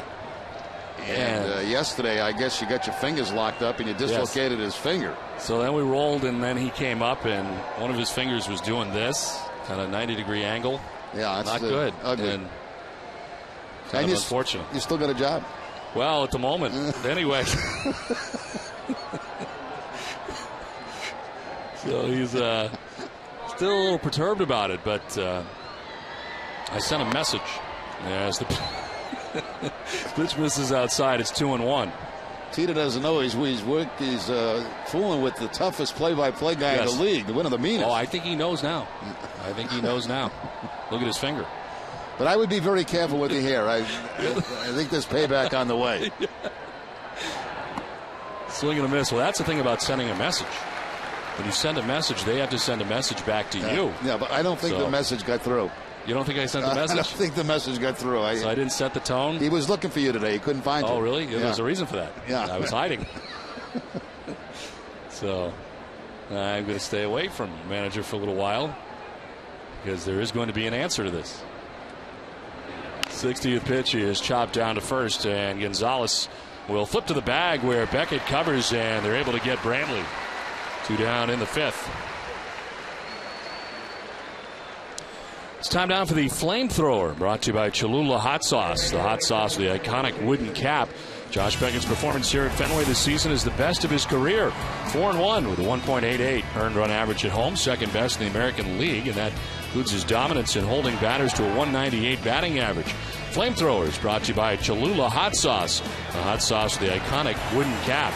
Don, would you explain to me why I have 3 outs in the inning on my scorecard? I'm not sure it can. You get Ezekiel Carrera flying out to left. Yeah. Michael Brantley grounding out to first base. Okay, and that's it. Why did I have him striking out? I don't know. Okay, now Kipnis is up. He sure is. Huh? He is. Yeah. He is. There's a breaking ball for strike one. Kipnis homered in the first and grounded back to the mound in the 3rd inning. And what did he do in Jerry's world? Ground out? I got him a 3. Hopefully it's a 3-1. That way you don't have to bring out the whiteout. Well, I'm not going to bring it out anyway. I'll just make it one around. 0-2. Mike Easterbrook, third base umpire, said he offered. And he did offer. Now you got me nervous. You think he's coming after me again? Oh, there's no question. There's no question not about over? that. Nah, as soon as I get in there today, he said, "Where's your partner?" Oh boy. Not exactly in those words. Tougher, nastier, A little bit meaner. Yeah. He's taking the wrap off the finger. He's not that hurt. I saw it before. He just had it on a moment ago. It's that finger that he's got right now cupped up. It's a right pinky that dislocated. 1-2 is strike 3. Kipnis is out, and it's strikeout number 6 for Beckett. Halfway there it is. Don't mess with me. 2-1 Indians.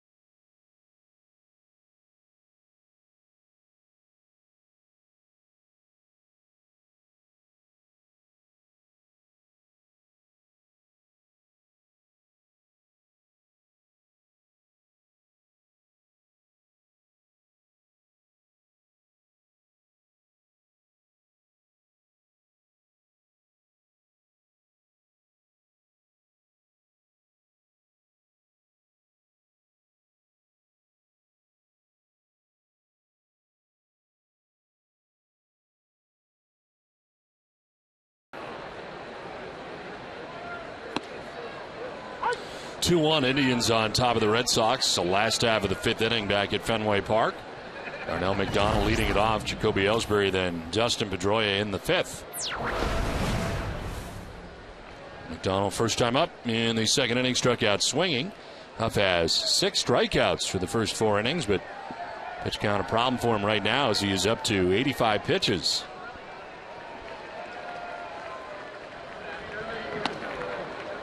Thrown by Santana, but it is ball 2, 2-1. Career high for him is 112 pitches, which he's done 3 times. That just misses. Very close again. Looked like it might have been a little bit up and away out of the strike zone. We'll see on the Amica replay. Just as I called it, Don. In the air to center field. Carrera going back onto the track. Spins around and makes the catch out there. He started back. Looked like he was going to get into some trouble. He went over the wrong shoulder initially, but makes the grab on McDonald. Gives it a ride. Out number 1 of the 5th. That ball hit pretty deep by Darnell McDonald to the biggest part of the ballpark, heading back toward the 420. But Ezequiel Carrera, who turned the wrong way, made the right adjustment. It was hit high enough where he could get back and make the catch. 1 down here in the 5th inning. Jacoby Ellsbury coming up. Ellsbury 0 for 2. Grounded out in the 1st. Struck out in the 2nd. And take strike 1.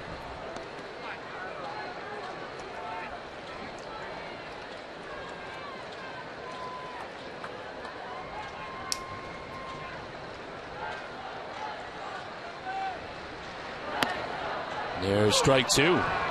We mentioned the pitch count. It's up to 90 now. Chad Durbin warming in the pen for the Indians.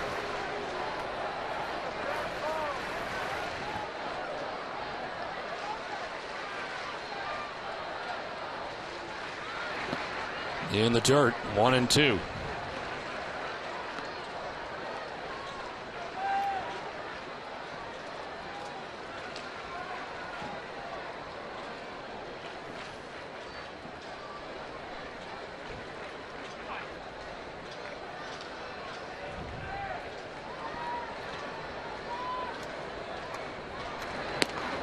Outside, 2-2 now to Ellsbury. Huff has held the Red Sox to just 2 hits.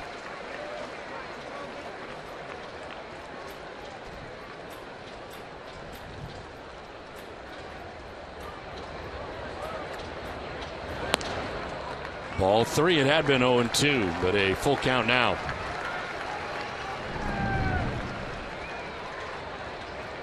In 3 outings, this is the most Huff has thrown on the year.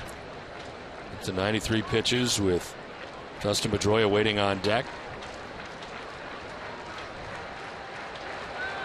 Ellsbury grounds it to short. Cabrera bobble, and Ellsbury will reach. Error charge to Asdrubal Cabrera. After that initial bobble, a little panic knowing the speed of Jacoby Ellsbury, and Cabrera was never able to get control of the baseball. Picks up his 12th error of the season. A couple of steps to his left, clanks off the glove, and then he just can't get a handle on it.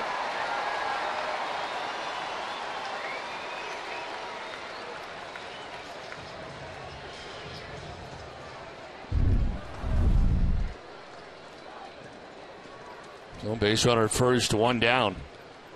As Pedroia takes strike 1. Dustin 0 for 2 in the game tonight. He's grounded out to 3rd base, popped out to 2nd.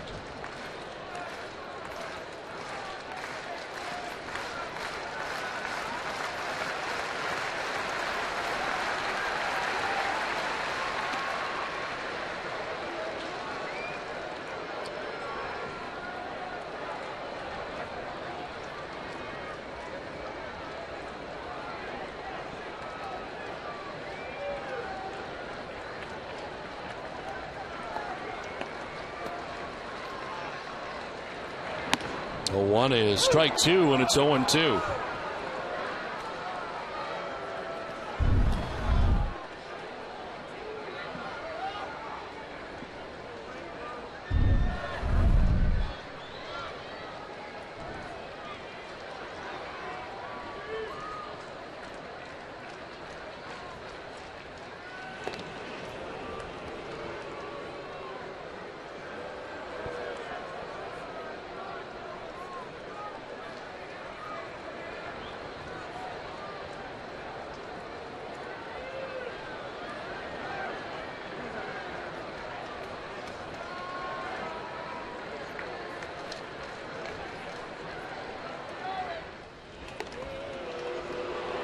Ellsbury, very short lead that time. No problem getting back.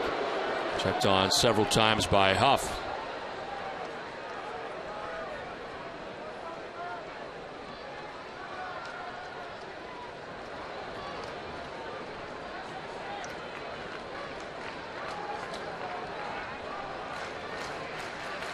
No 2 pitch to Pedroia. Is lined to right, and it's in for a base hit. Up to second goes Ellsbury. Pedroia with his first hit of the night. Red Sox with their third. Well, Pedroia now 7 for his last 16, a 4-game hitting streak. That fouls that very long streak that he had. Line drive, high fastball to the opposite field for the base hit.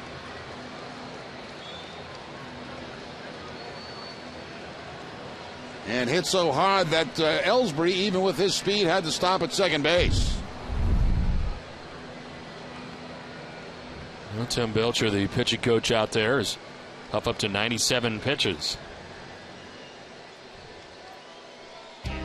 Boston Red Sox baseball on NESN is brought to you by Eastern Bank, awarded highest customer satisfaction in retail banking in the New England region 2 years in a row by J.D. Power and Associates. Find out more of what we're made of at easternbank.com.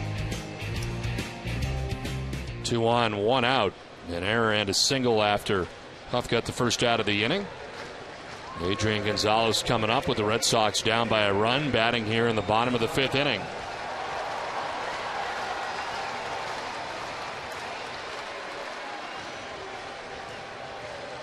Adrian doubled in the first inning, walked in the 3rd inning, so he's already been on twice tonight.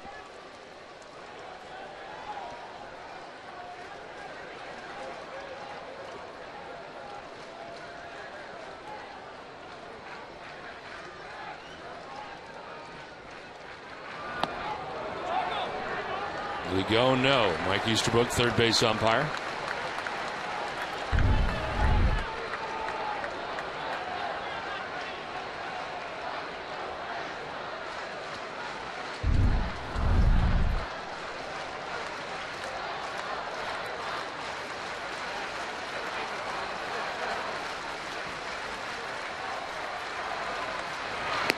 Outside, ball 2, 2-0.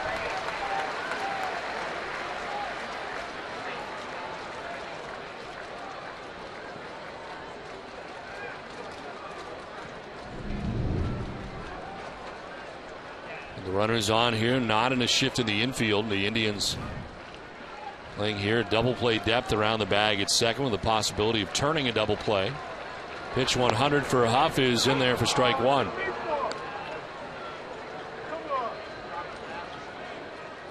Pitching line brought to you by Lexus. Up 4 1/3 deep. 1 run unearned. And an even 100 pitches right now. Gonzalez pops it up foul and out of play. Red Sox Nation, if you need medical care while at Fenway Park, visit the Beth Israel Deaconess First Aid Stand behind Section 12.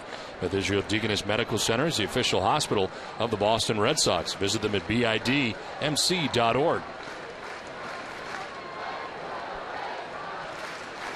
1 out and 2 on.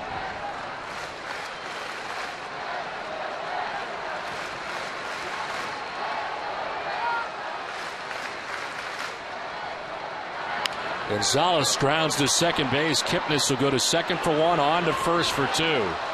Double play wraps up the 5th inning. Indians have a 2-1 lead through 5.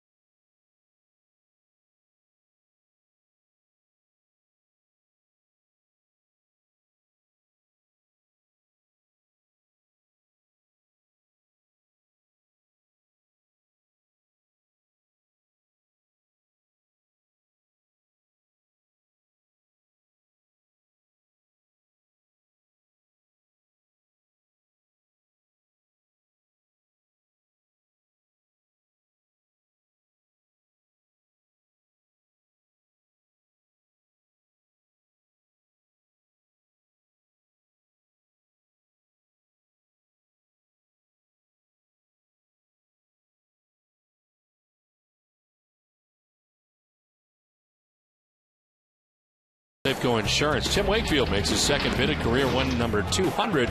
Tomorrow as the Red Sox continue their 4-game series with the Indians. Last time out he went 7 innings, allowing 3 runs on 3 hits. Struck out 5 in Friday's 3-1 loss to the White Sox. Wakefield has faced the Indians once this season, pitching 2 innings of relief. On April 6th, our live coverage begins tomorrow at 6 with the Red Sox first pitch right here on Nesson. As Drupal Cabrera leads it off, fouls off the first pitch from Beckett. Cabrera struck out swinging in the first inning, doubled in the third inning.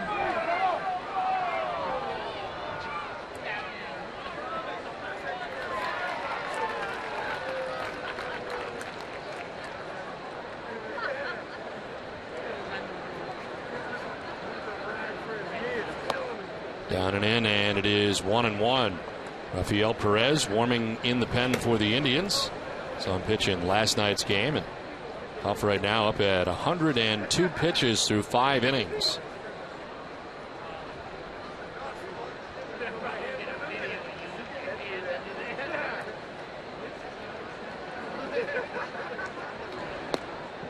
In there for strike 2, 1-2. The league leaders are brought to you by Verizon 4G LTE. And Beckett at 2.17. He is second only behind Jared Weaver, 1.88. Masterson, who we will see pitch up against Eric Bedard. Final game of the series on Thursday, 2.56 earned run average. Verlander and Sabathia mixed in. And we'd like to thank Mrs. Masterson for the cookies today. Right, I forgot about that, Jerry. She sent us cookies again. Merrill Masterson, who is the president of Home Plate Cookies now. We always said she should go into business, and she has. And I'll bet she's doing very well. They were delicious. They were terrific. So we thank Merrill Masterson. 2-2 is line foul down the right field line. Down towards Canvas Alley and into it. As a matter of fact, they were so good that we had them in Tito's press conference. Yes, we couldn't wait. Plus, it was kind of boring. That was before dinner. Yes. But they're terrific. I think it is the first time ever we've had a starting pitcher before his major league debut have his wife send us cookies. Remember? Yeah, and she does it all the time. When we're in Cleveland, she sends them. She sends them here at Fenway. It's a great tradition that we hope continues. This one fouled off.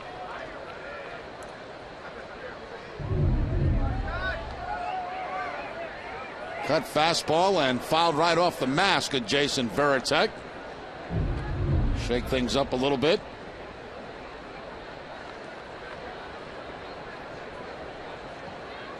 As Drupal Cabrera with a count of 2-2 leads it off here in the 6th inning.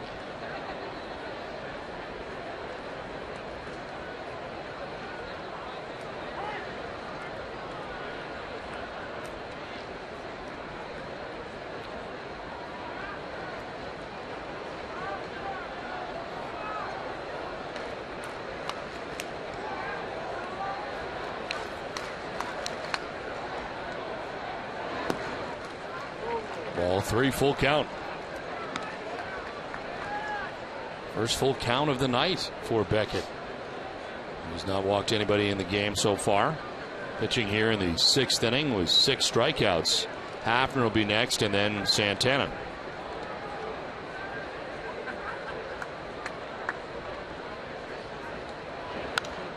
In the air, foul, and it remains 3-2.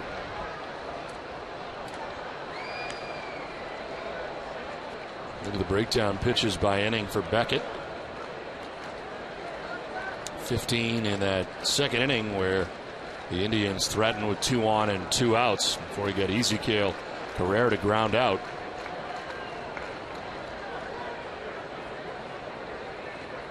Ninth pitch of this at bat coming up for Cabrera.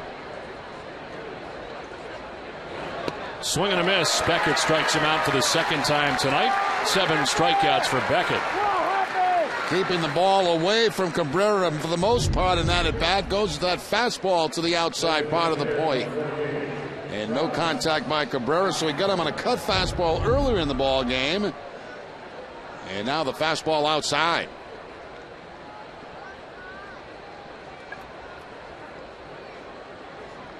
So 1 out here in the 6th inning. Travis Hafner, the batter, fouled out in the 1st inning. Struck out in the 3rd, 0 for 2.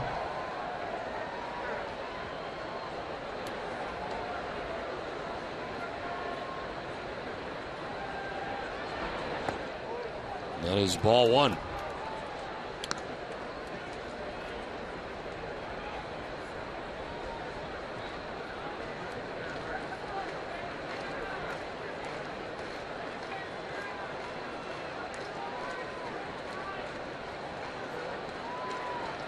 Five in a row now retired by Beckett. There's strike one, 1-1.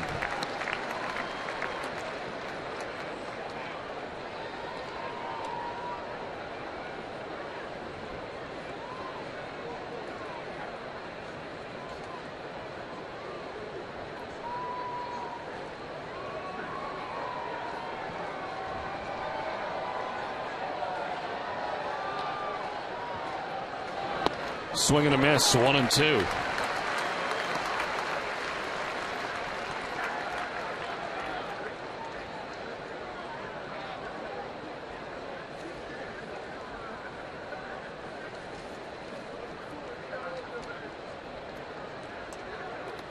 Beckett at Fenway Park this year, 4-1 with a 1.88 earned run average in 9 starts. He's given up 2 runs so far here tonight. Those solo home runs, Jason Kipnis with 1, Lonnie Chisenhall with the other. And right now, Red Sox offensively haven't been able to do anything with the Indian starter David Huff. He's thrown 102 pitches through the first 5. Rafael Perez still warming up in the pen like he is coming in. 1-2 is into right field, a base hit towards the end of the bat for Hafner. But a 1-out single for Travis Hafner. Hafner came into the game a .353 hitter against Beckett with a home run. 1 for 3 today. That was the curveball that he takes in the opposite field for the base hit. Sounded like a broken bat base hit.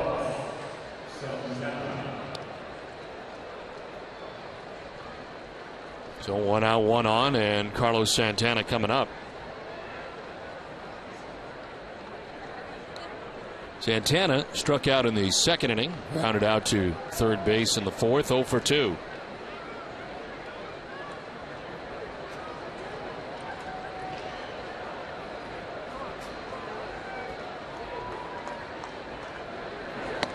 Tried to hold up, but could not. He goes around in the 94-mile-an-hour fastball that was up.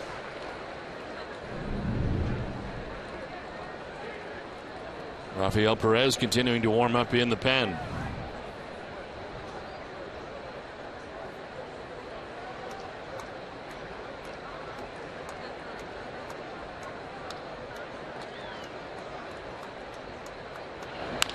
Chopped right side as Hafner had to wait to flip to second base for Pedroia, back to first, and a chance to get Santana. They get Hafner at second base. 4-6 on the force out there, and there's 2 down in the inning. I think what Dustin was trying to do there is tag the runner going by, but he was not in reach of Pedroia. See, he goes in to try to tag him, then just goes to second base. That's all they're going to get is that force out at second base. Hafner was already by Dustin once he got that ground ball, but that's how he was charging it, trying to catch it and tag him.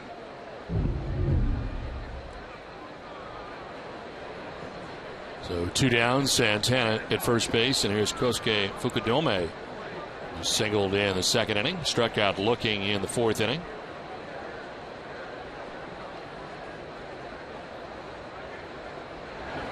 And a swing and a miss for Fukudome. Ace Ticket announces their no-no special. The Red Sox pitcher throws a no-hitter at Fenway, and you purchase that game's ticket from Ace Ticket. You'll go for free. Visit aceticket.com for more details. 2 outs here in the 6th inning. Carlos Santana at first base. Fukudome waiting on an 0-1 pitch.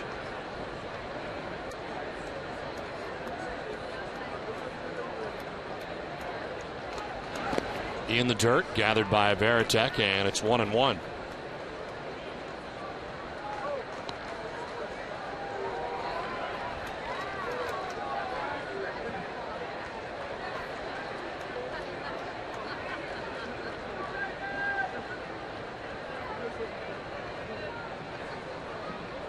Jared Saltalamacchia caught Beckett back on April 5th at Cleveland, and since then Jason Varitek has caught him every time. As Beckett backs off.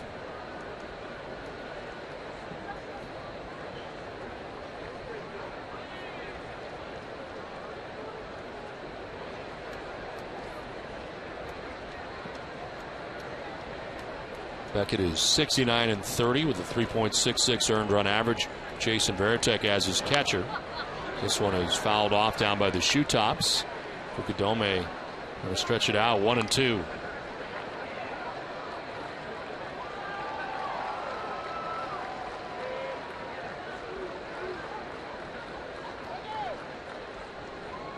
See Varitek alerting the infielders about the possibility of a delayed steal at first base. That's the sign for the infielders, just to be heads up for the delay.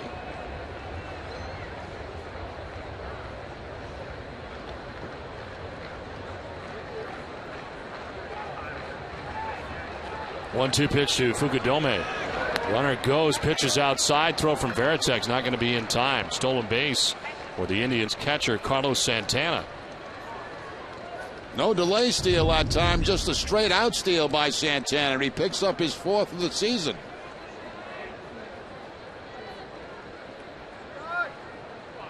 Pedroia holding his position, then runs the back up the throw. But Santana gets himself in a scoring position at second base with 2 outs.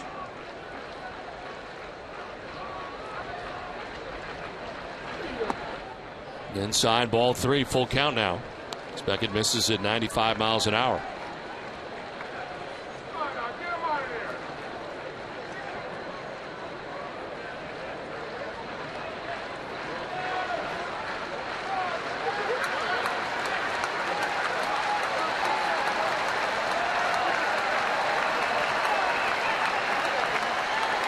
Three-two pitch to Fukudome. Right side to Pedroia, gets the high hop and flips to first for the out. It ends the top of the 6th inning. We head to the bottom of the 6th. 2-1 Indians on top.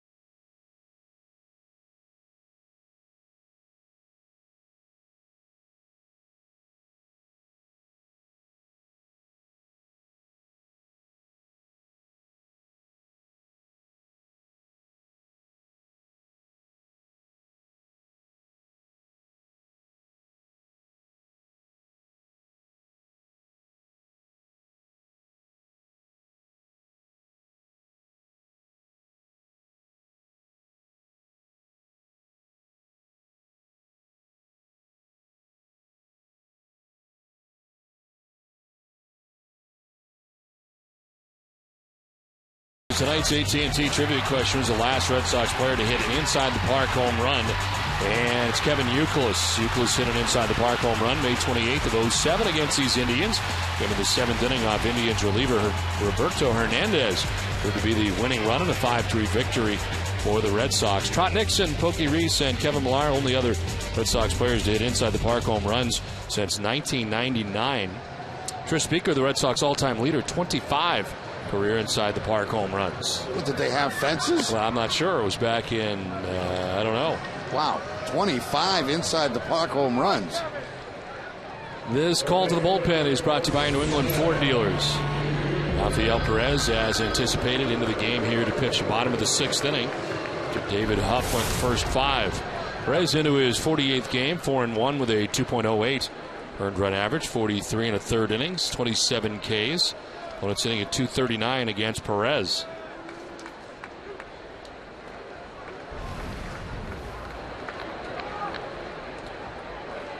He's not given up a run in 40 of his 47 appearances. Ukilis takes ball one.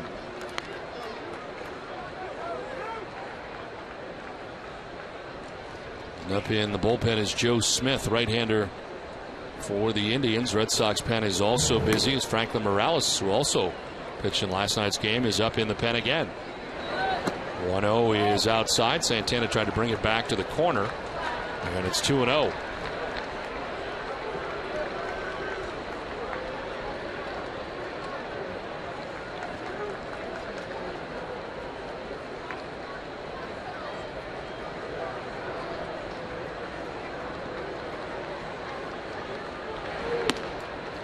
Strike one, 2-1. Ukilis is struck out swinging and flied out to right. 0 for 2 tonight.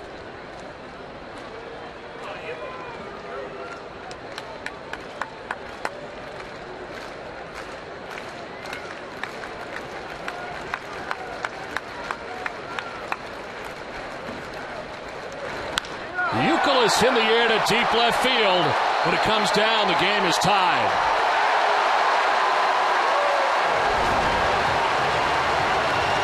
16th home run of the year for Ukilis. Game tied 2-2. Now Rafael Perez is much tougher on left-handed hitters than right-handed hitters, and Ukilis gets a slider right here to hit the home run. Here's the breaking ball. Stays up in the zone, and Ukilis with number 16 RBI, number 76.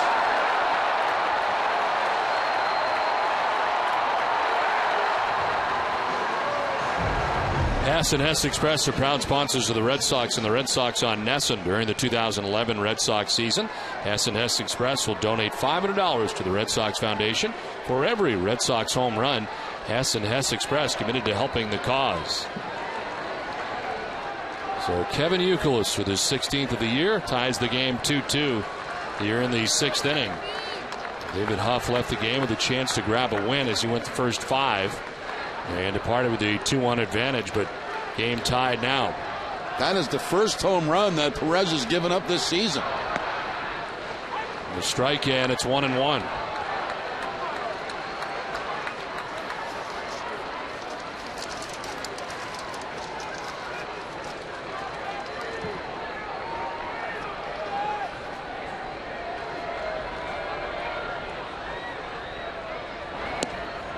Ball 2, 2-1.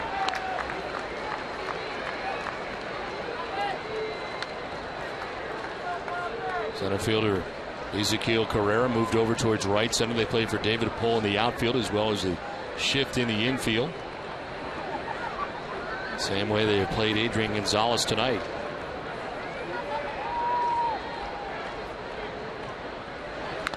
Tap foul, 2-2. Remember to tune into Nesson each game night at midnight for the Sox latest matchup replayed in a convenient 2-hour format. In Sox and 2, presented by Ace Tickets. Great seats at great prices.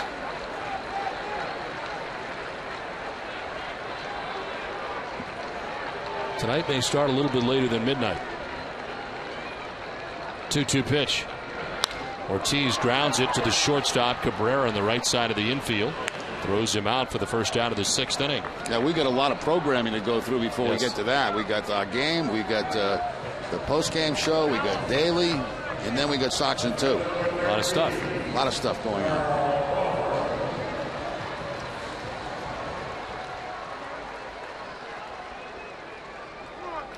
So 1 out, Carl Crawford reached on a fielder's choice in the 2nd inning, struck out in the 4th.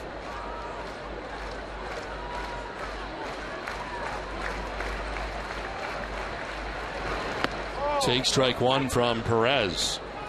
Tries to settle down here after giving up the game-tying home run to Kevin Ukilis to start the 6th inning.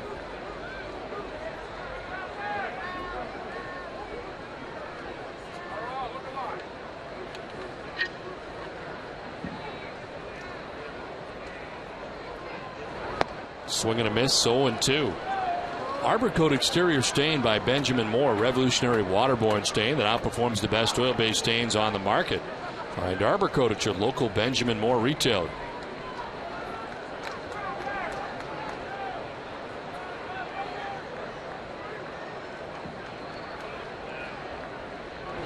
Crawford strikes out. First strikeout for Perez. It is the 7th of the night for Indians pitching. Let's check in with Heidi. Don, the Indians acquired perhaps the best starting pitcher on the market at the trade deadline in Ubaldo Jimenez, but he will not appear against the Red Sox in this 4-game series. Instead, he's going to make his debut against Texas on Friday night. And I asked manager Manny Acta what went into that decision.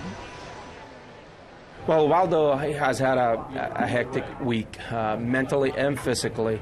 And he ready to pitch on Thursday here against Red Sox, but we didn't want to move Justin out of his comfort zone right now. We want to keep him on his routine of every 5 days. Plus, he has pitched very well against the Red Sox too. So we decided to just move Ubaldo to Friday against Texas, and that way we can keep Justice on his 5 days routine. Well, Manny Acta has gone to the mound to make the change as Rafael Perez comes out. Game tied 2-2.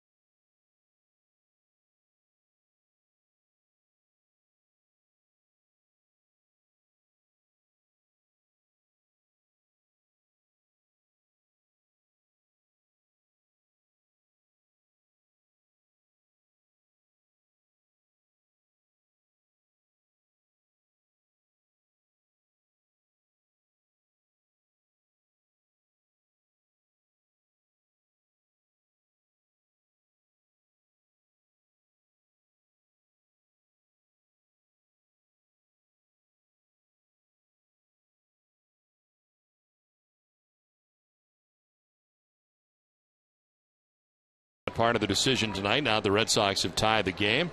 Rafael Perez giving up a home run to Kevin Ukilis to begin this inning, and now Joe Smith of the game for the Indians to face Mike Ukilis.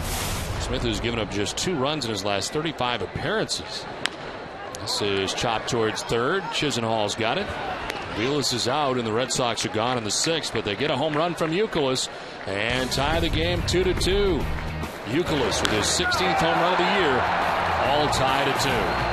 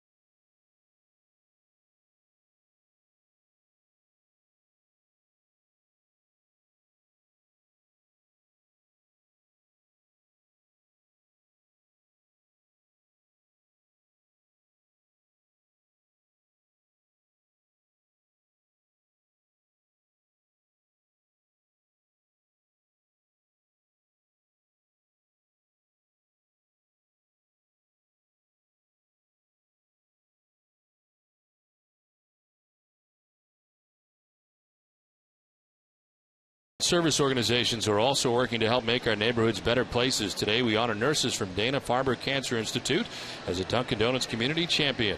Dunkin' Donuts is committed to finding a cure for cancer, and participating locations will be asking guests to donate $1 and support Cups to Conquer Cancer from August 13th through the 21st, with proceeds going to the Jimmy Fund and Dunkin' Donuts and Baskin-Robbins Community Foundation. What a fabulous job they do.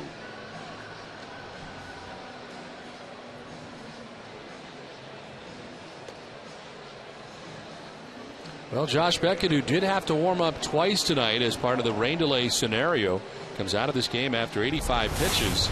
Perhaps that's the reason, but Franklin Morales is into the game, his 16th appearance, 4.50 earned run average. No record coming in, a .245 opponent batting average. I'd have to agree with you, Don. I think that's probably the reason the pitch count not high at 85, but he did have to warm up twice before starting this ball game tonight. Lonnie Chisenhall to lead it off. He homered against Beckett in the 4th inning.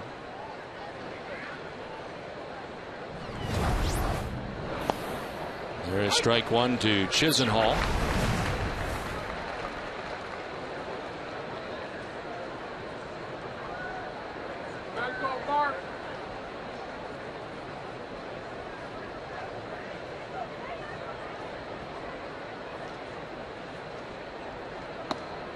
In there for strike two. Breaking ball.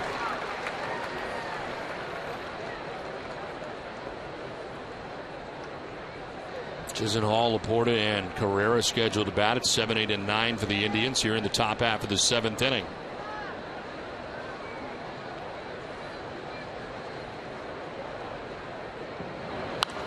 Fouled off to the left, out of play. I have a question for Heidi after we look at the pitching line. Brought to you by Ace Ticket. 6 innings, 6 hits, 2 runs, no walks, 7 strikeouts for Beckett. Through 85 pitches, 60 for strikes tonight.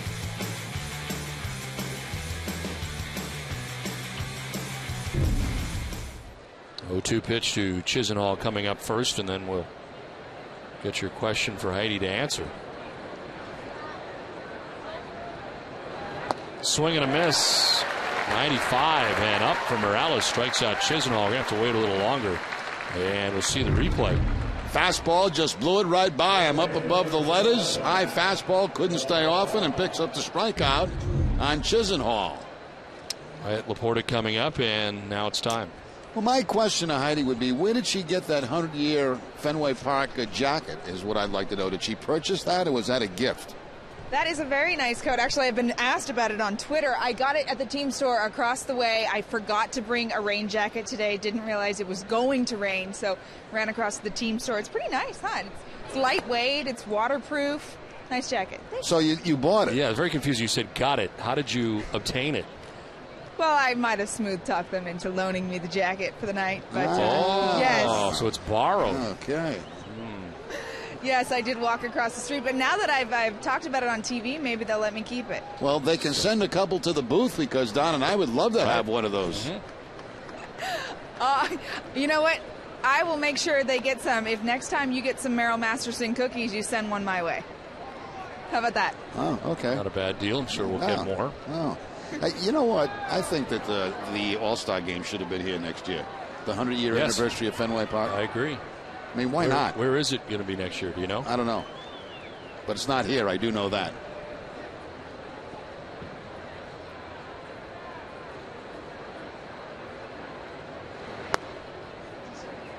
Next year it's in Kansas City. Yeah. I mean, that's, it's fine. A beautiful place, beautiful ballpark. But I just thought on the 100-year anniversary of Fenway Park, it'd be kind of special to have it here. Absolutely. Last year, 1999.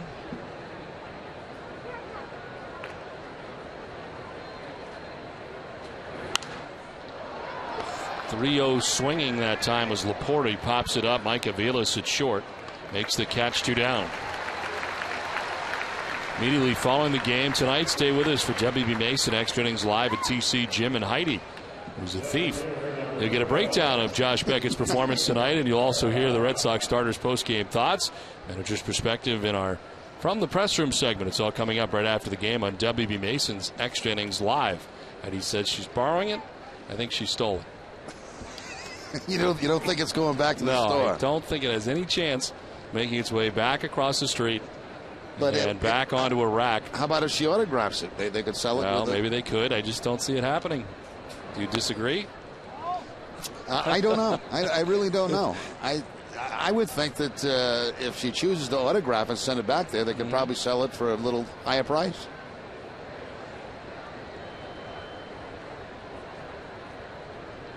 Ezequiel Carrera is 0 for 2.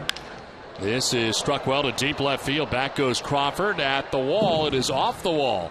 Crawford plays the carom well, but into second base sliding is Carrera with 2 down here in the 7th inning. Well, Carrera, a guy that loves the bunt. This time, no bunt at all. An opposite field off the wall shot on a fastball from Morales. Crawford going back, realizes he's running out of room, plays it off the wall, but Carrera in his second base in scoring position with 2 outs, as this has become a bullpen game.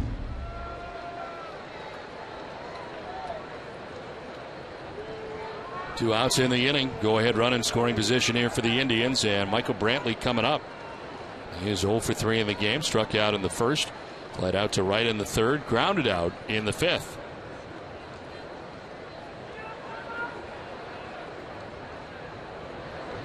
On the ground is short. Ukilis has got it. His throw to first is good, and it's the end of the top of the 7th inning. 2-2 game as we head to the bottom of the 7th inning. It's time now for your Need to Know with Nessa Daily, presented by Sun Life Financial. Here's Jade McCarthy.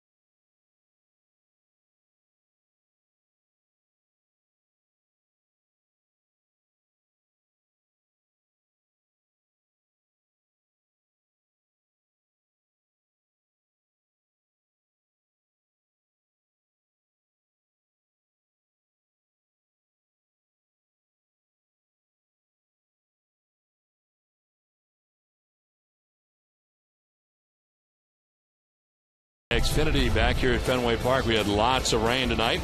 Hour and 35-minute rain delay before we got started. When we did, the Indians in a 1-1 game would take a 2-1 lead as Chisenhall with a home run off Josh Beckett to give the Indians a 2-1 advantage. Back come the Red Sox, though, in the bottom of the 6th inning. Kevin Ukilis leads it off and takes Rafael Perez out of the yard, which tied the score at 2-2, and that's where we are here into the bottom of the 7th inning. Joe Smith back out on the mound. Jason Varitek has struck out twice tonight and takes strike 1, 1-1. Joe Smith has not given up very many runs, just 2 earned runs in his last 35 appearances. As he surrounds the plate but misses outside, 2-1. There is action behind him. Tony Sipp, another good left-hander, warming for the Indians.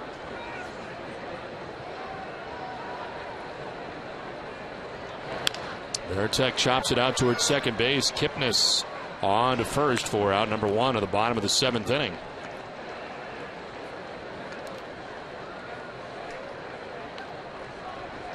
Coming up after the game tonight, it's Granite City Electric's Red Sox final with TC, Jim, and Heidi. Checking in on all the highlights from around the majors, including the Yankees and White Sox in Chicago. Phil Hughes and John Danks are on the hill. Was a preview of Game 3 of this series. Tomorrow night as Tim Wakefield goes for his 200th career win. It's all coming up after the game, and it's only on NESN. Josh Reddick introduced into the game here as a pinch hitter for Darnell McDonald. McDonald had been 0 for 2, striking out and flying out to the warning track. But it is Reddick who bats for him here in the 7th.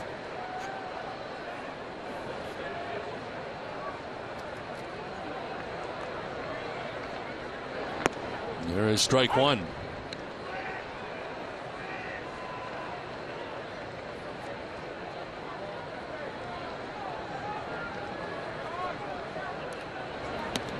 That'll get away, 1-1.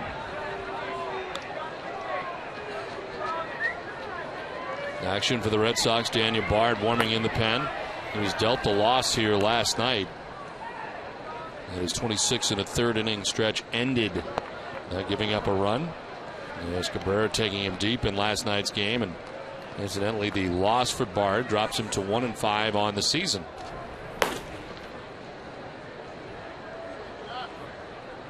Cabrera has been his nemesis. Swing and a miss, and Reddick pinch hitting strikes out. Indians bullpen has been very good. 2 down. And especially lately, too, the Indians bullpen has been very, very good. Here, Smith goes with a fastball, running away, drops down to the side. An awful lot of movement on that pitch to Reddick, and he gets the swing and miss. 2 down here in the 7th inning. Jacoby Ellsbury coming up. Grounded out in the first, struck out in the second. Reached on an error by the shortstop as Asdrubal Cabrera in the 5th inning.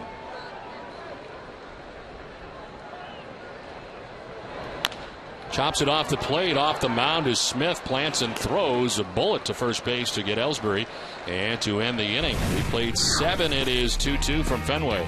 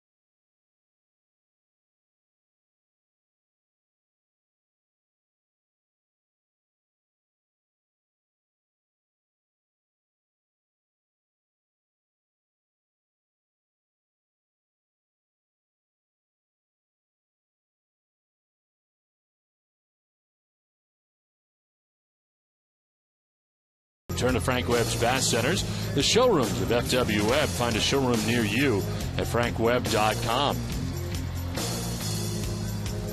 It is a 2-2 game as we head to the top half of the 8th inning. Josh Reddick stays in the game in right field after he pinch hit for Darnell McDonald.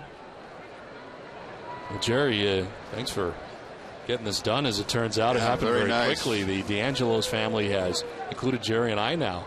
Very nice. Thank you very, very much. Awesome. Much appreciated. Very nice. So, Heidi, thank you as well. Ask and you shall receive, Don and Jerry. And we also want to thank Scott Sacklet, who runs the team store over there across the street, for sending those over. Now, that's very, very nice of them. Very kind of him, yes.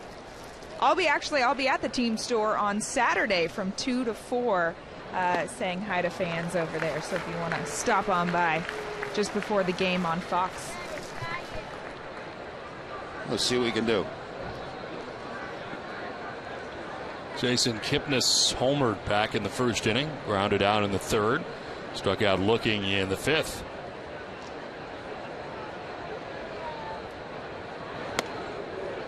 Inside 1-2. Morales pitching in the seventh inning in relief of Josh Beckett, who tonight had to warm up on 2 different occasions, threw a lot of pitches before this game even started due to the rain delay at Fenway Park tonight. And he goes a total of 85 pitches before leaving, but threw lots of pitches in his warm-up. As the pitch inside, 2-2. There is action. Alfredo Estevez swarming in the pen as the Indians bat here in the 8th.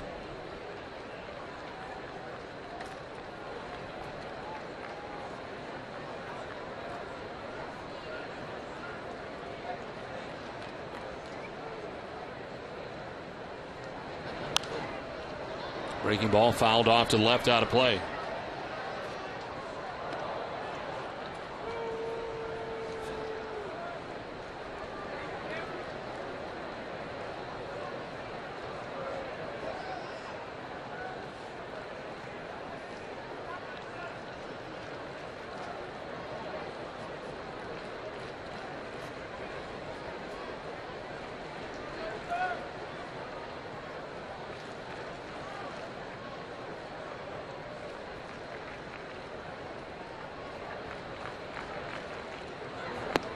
Strike 3 call. Kipnis takes a look at the second strikeout for Morales. Now Morales very sharp since coming in this ball game. A breaking ball right here to pick up the strikeout. Nasty on the outside corner. It's only giving up that 1 hit. That was that double to Carrera. 1 out in the 8th. As Drupal Cabrera coming up here. He struck out in the first inning, doubled in the third, struck out in the 6th.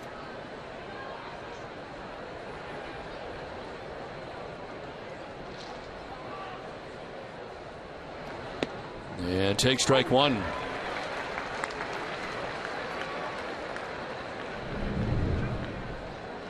Morales with 2 strikeouts since coming into this game.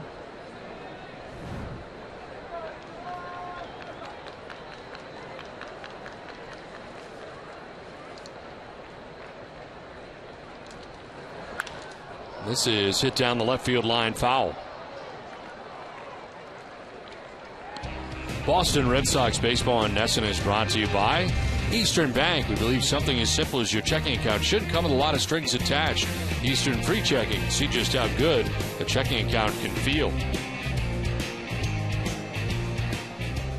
1 out in the 8th inning from Fenway Park in a 2-2 game. There's Drupal Cabrera batting here. Down on the count, 0-2. Franklin Morales struck out Jason Kipnis to begin the inning.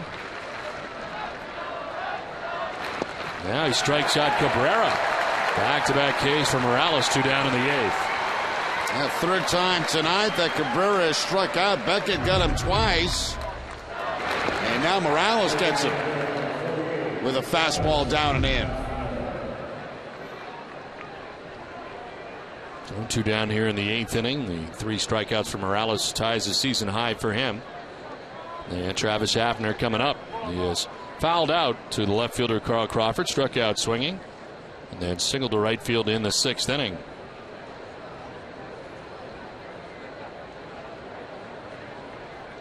Morales has gone 2 innings just 3 times this season. Last time he did it was May 21st against Chicago in a Rockies uniform. There is strike 1 to Hafner.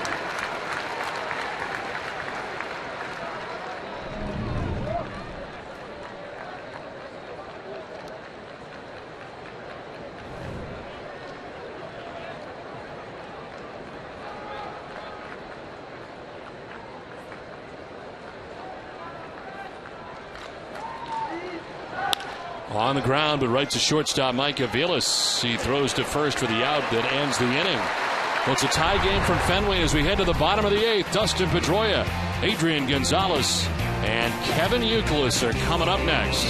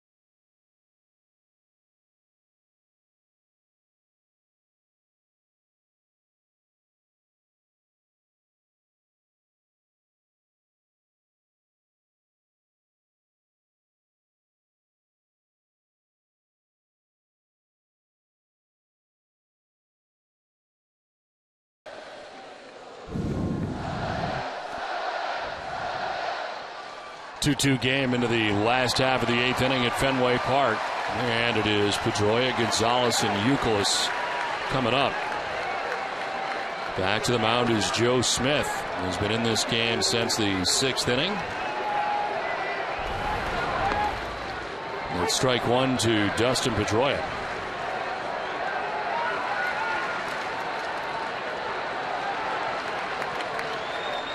Pedroia with a single back in the 5th inning, a 1-for-3 night. Outside 1-1. Red Sox closer getting ready.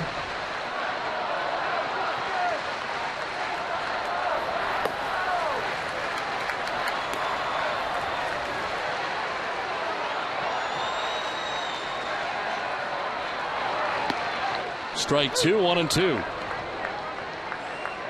Smith has retired all 4 Red Sox he's faced since coming into the game. Ukilis to ground out, then again Veritek, Reddick, and Ellsbury. Pedroia batting here in the 8th. He's done some damage late in games. It's a ground ball down the line at first into right field. Laporta couldn't get it. Pedroia is on with a base hit to begin the bottom of the 8th. Well, the second time tonight that Pedroia is going to the opposite field for a base hit, this time on the ground. Fukudome was playing him over in that direction. It looked like it might be a double when it left the bat and got by Laporta. But Fukudome gets over there in a hurry to make the play, and Pedroia has to hold at first base. So lead runner on here in the 8th as Manny Acta heads out to make a change. The pitching change from Fenway Park with the game tied 2-2.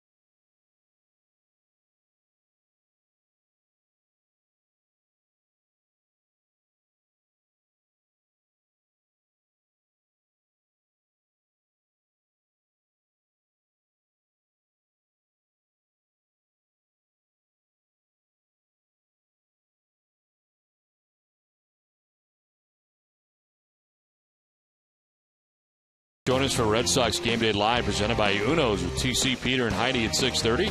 Get a preview of Tim Wakefield starting Game 3 of the series. His last 7 games against the Indians, he's 3-0 with a 2.49 earned run average. The goal for career win number 200. One day after his 45th birthday tomorrow night. Plus, Boston Globe's Michael Vega will bring you all the latest Red Sox news. It's coming up tomorrow night. Live coverage begins at 6 only on NESN. 2-2 game from Fenway as Joe Smith gives up a leadoff single to Dustin Pedroia to begin the bottom of the 8th inning. And Tony Sipp now into the game, his 49th appearance. He's 6-2 with a 3.12 earned run average. 43 1/3. He has struck out 39. Opponent's hitting at just 188 against Sipp. Adrian Gonzalez, who has doubled tonight, walked and bounced into a 4-6-3 double play. Bats here in the 8th. Tony Sipp has held left-handers to a 175 batting average.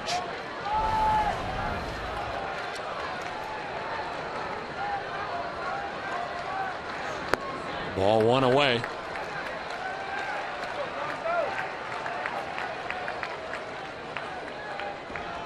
Sipp has made 3 appearances against the Red Sox, 3 innings pitched, and no runs allowed. No hits either.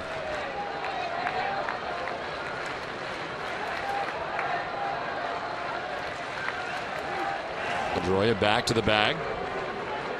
His leadoff single down the first base line. 21 steals for Dustin Pedroia at first base, only caught 3 times.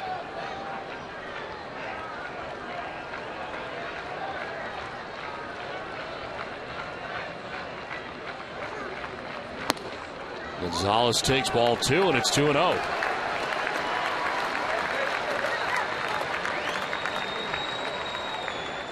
Kevin Ukilis waiting on deck.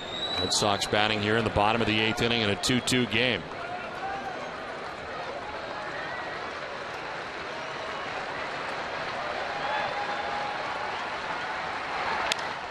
In the air, foul on the move is Chisenhall by the seats, will not have a play.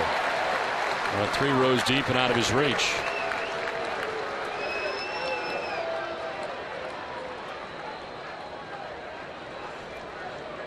The team that the Indians are chasing in the American League Central, the Detroit Tigers have already won tonight. They beat Texas 6-5. Raining again apparently in Chicago, where the Yankees have a 6-0 advantage. They had a rain delay to start that game, and apparently raining again. There goes Pedroia as Gonzalez hits one high in the air to right. It'll stay in the yard. Fukudome is under it, and he makes the catch for the first out of the 8th inning. Pedroia was off on that pitch, but Gonzalez flies out, 1 down.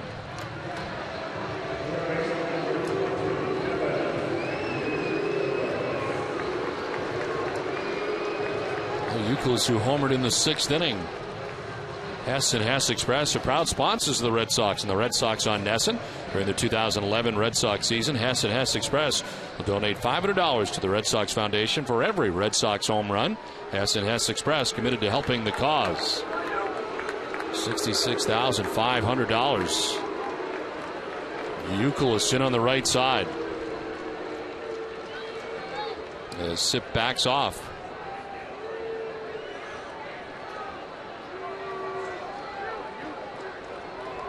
Home run for Ukilis in the 6th inning was his 16th of the year. As he takes ball 1. A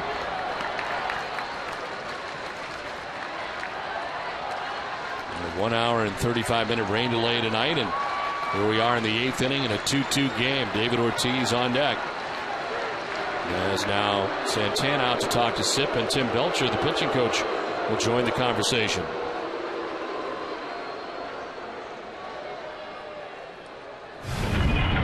Back in the 6th inning to lead it off against Rafael Perez, who just come into the game.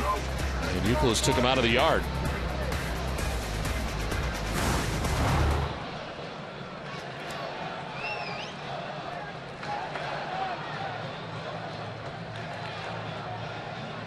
No plate umpire Todd Titchener out to break up the meeting.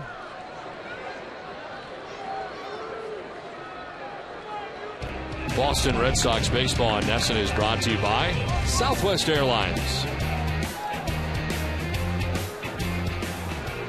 Dustin Pedroia at first base, 1 out in the 8th. Kevin Ukilis in the count, 1-0.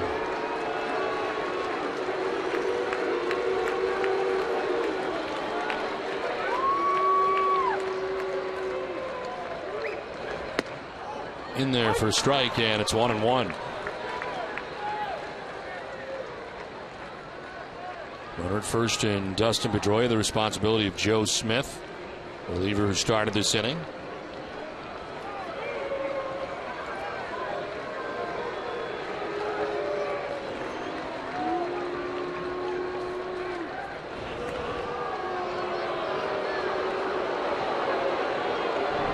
Don't forget, coming up immediately after the game, to stay with us for WB Mason Extra Innings Live.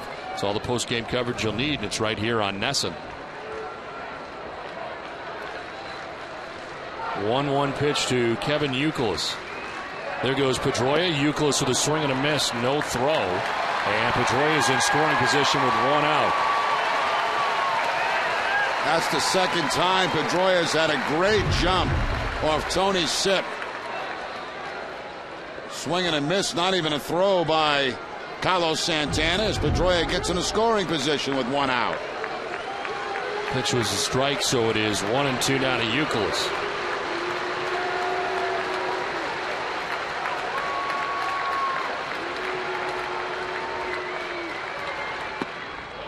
Ball 2, 2-2.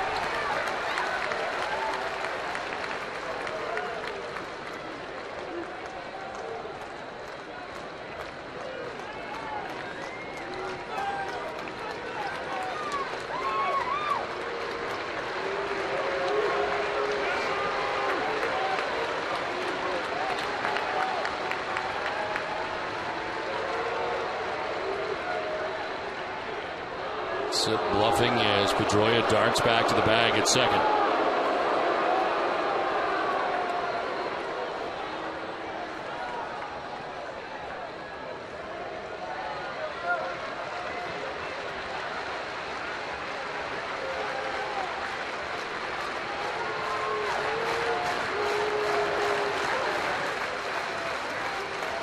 Now Santana going back out again. They've had a tough time.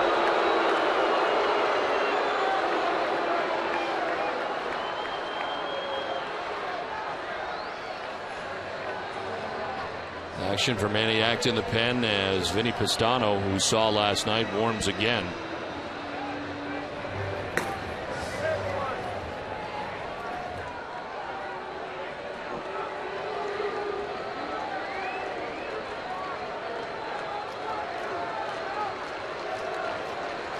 Potential go-ahead run in scoring position for the Red Sox in the 8th as Ukilis waits on a 2-2 pitch. In the dirt, full count.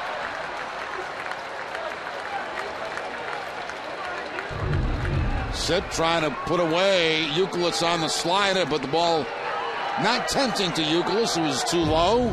Nice block by Santana to keep Pedroia at second base.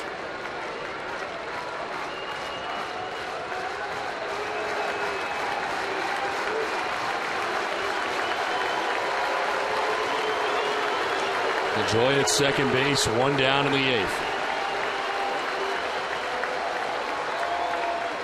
Again, Sipp backs off. Back and forth he goes with his catcher Santana.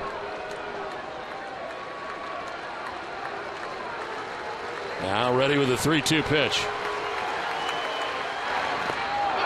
May have gone. They check. He did. Ukilis strikes out. He is hot and yelling at Jerry Davis. Got to be very careful. He has said a lot already. He is out, number 2 of the 8th. And he's been tossed just as he got to the dugout steps.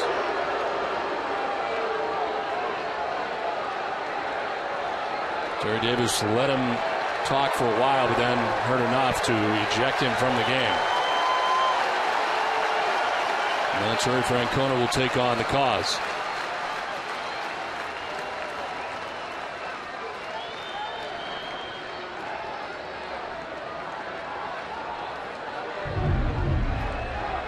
Now here's the pitch in question. Did Ukilis go or did he not go? It's very tough to tell from that angle. We'll take another look at this angle. Looks like he might have held up, Don. Yep.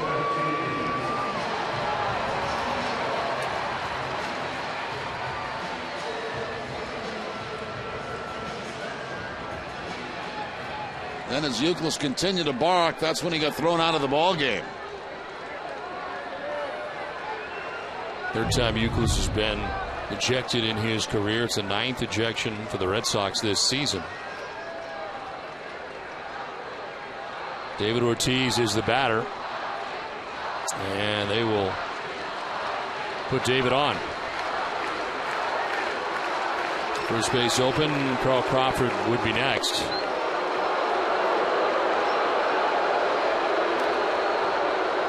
Even in this lefty-lefty matchup, and they would rather not face Ortiz.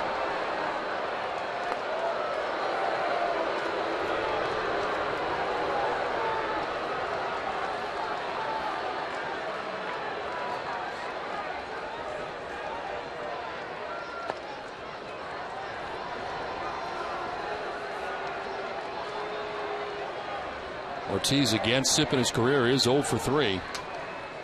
And they will put David on, and there is ball 4 as he'll head down to first base.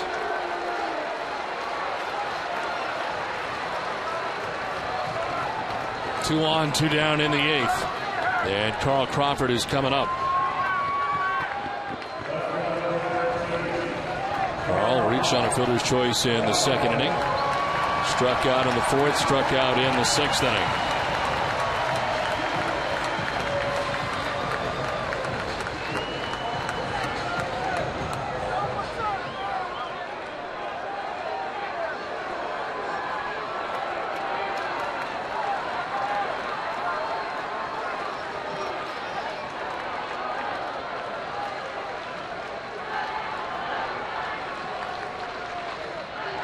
Crawford with a swing and a miss for strike 1. Starts him off with a slider down in the zone. No contact by Crawford. Crawford is 0 for 1 in his career against Sip.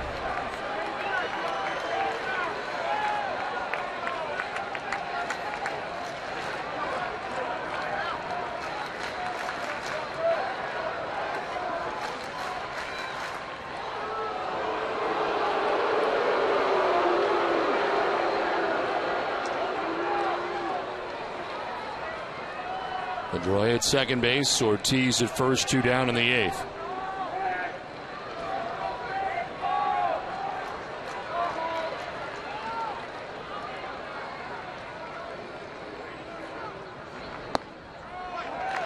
Ball 1, 1-1.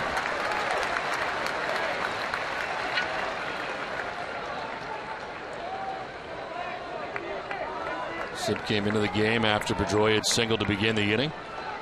Gonzalez to fly out to right, struck out Ukilis. Ortiz intentionally walked. 2 on, 2 down in the 8th.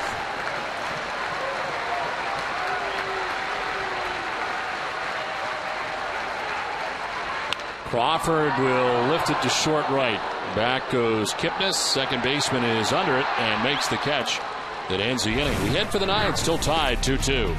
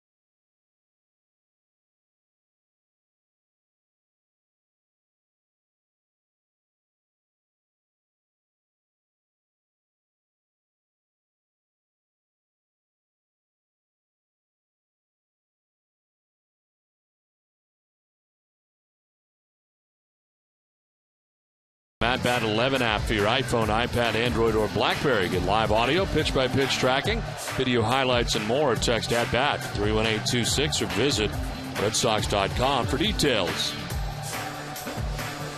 2-2 ball game from Fenway Park as we head to the top half of the ninth inning. Changes for the Red Sox with Kevin Ukilis ejected from the game. Mike Ukilis moves over to third base. And into the game at shortstop now is Marco Scudero. New pitcher for the Red Sox, the closer in this tie game, Jonathan Papelbon. 45th appearance, 2-0, 3.50 earned run average. Non-save situation, obviously, but he's 24 out of 25 in that category. 60 strikeouts to 80 walks. And opponents hitting at .232 against Papelbon. The Indians catcher, Carlos Santana, to lead it off here in the ninth.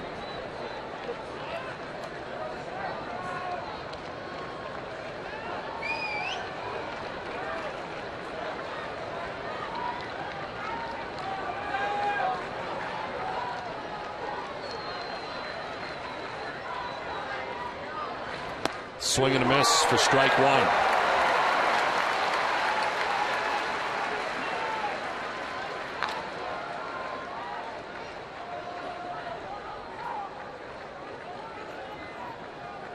Santana struck out in the second inning. He grounded out in the fourth. Reached on a fielder's choice in the sixth inning. Santana hits it on the ground to second. Pedroia on the backhand. One down in the ninth. Papelbon going to the split-fingered fastball, getting the ground ball, backhanded by Pedroia. The Red Sox have the first out of the inning. There's the splitter by Papelbon. Pretty solid contact by Santana, but right to the backhand of Dustin Pedroia. One out for Kosuke Fukudome, who singled in the second inning, struck out in the fourth, and grounded out in the sixth inning.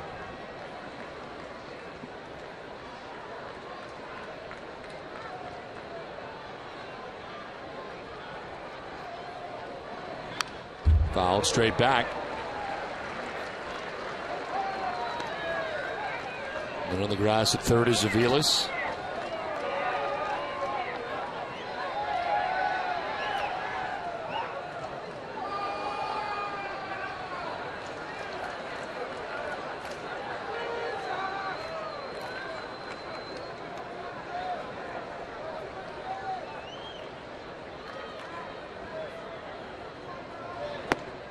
Strike two, 0-2.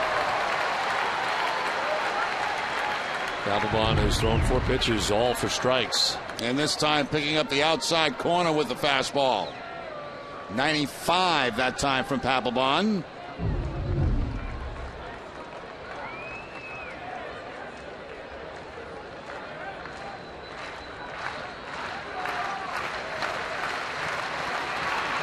This one gets away, and it's 1-2.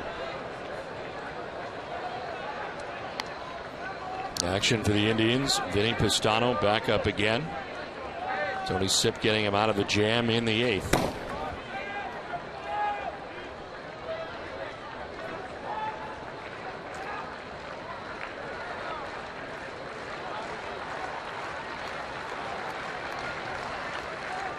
One-two pitch to Fukudome. Popped up. Right around the mound. They're coming from everywhere. Gonzalez calling, and the first baseman handles out number 2 of the ninth. What a great pitch there by Papelbon. Really good in tight on Fukudome. Jammed him and get that little pop up to first base.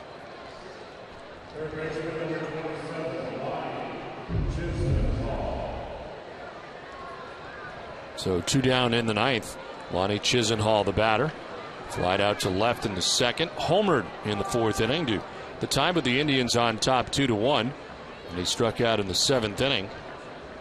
Home run was his third. RBI his fifth.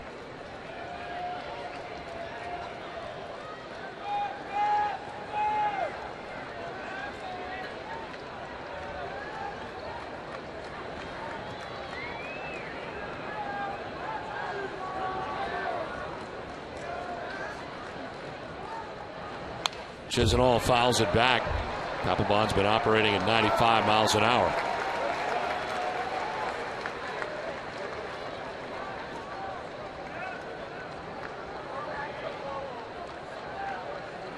Closer for the Indians, Chris Perez, who closed out the game last night.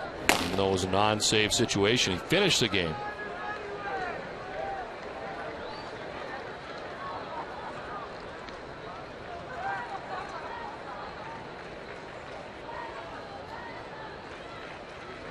Chisenhall fouls it off and is down 0-2. One fastball away, one fastball in. Quickly ahead, no balls and 2 strikes. Brad Laporta waits on deck. 2 down here in the 9th.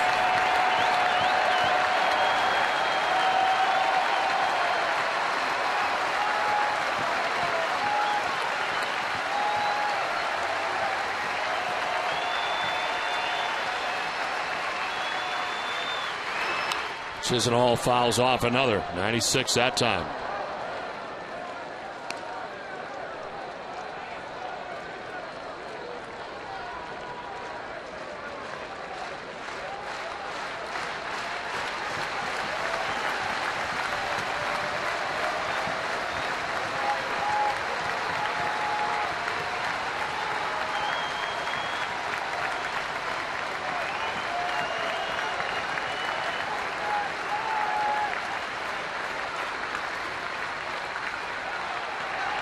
Swing and a miss. He struck him out. Fastball up. A perfect 1-2-3 inning for Papelbon. We head to the bottom of the 9th, tied 2-2.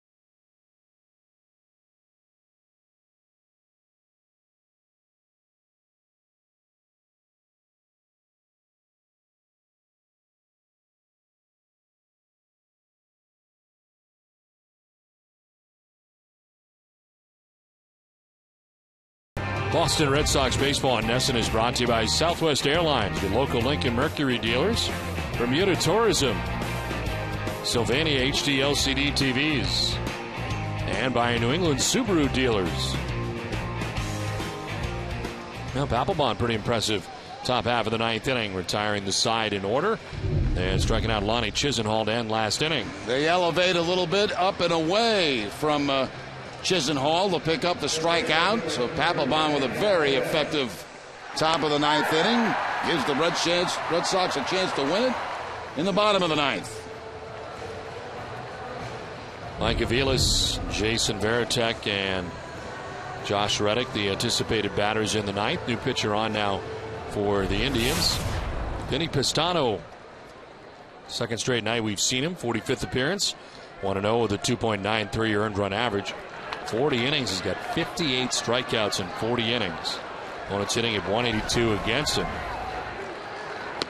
And there's ball 1 to Ukilis. Ukilis 0 for 4 in his career against Pistano.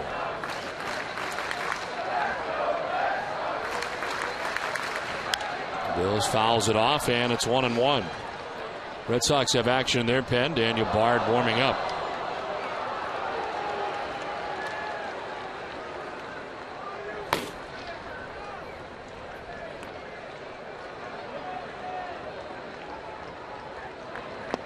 Breaking ball in there for strike 2, 1-2.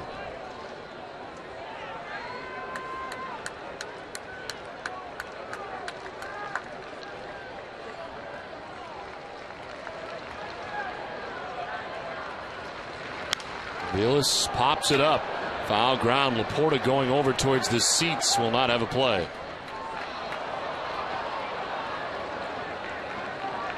Ukilis with another chance here, down 1-2.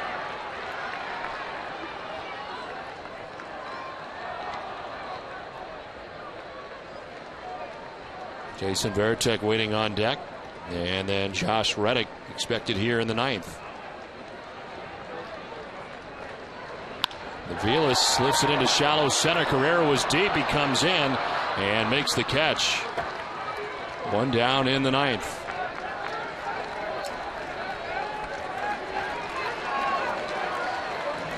One out for Jason Varitek. Strikeout in the 2nd, strikeout in the 4th, grounded out in the 7th.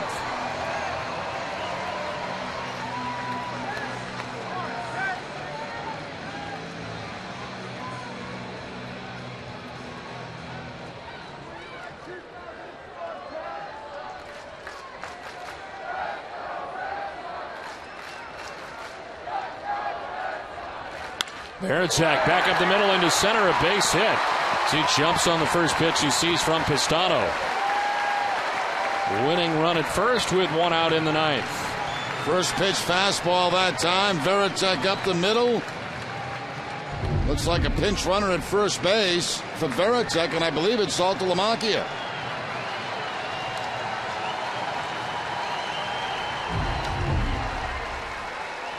It is Saltalamacchia, who was at first running with one out here in the 9th. Josh Reddick, the batter.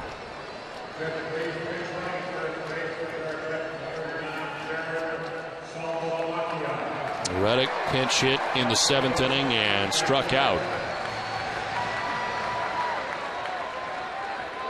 There's ball one away.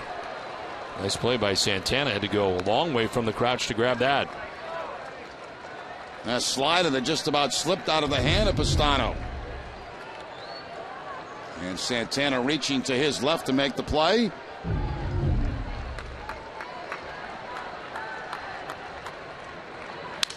Broken bat, bloop to shallow right center, and it will fall.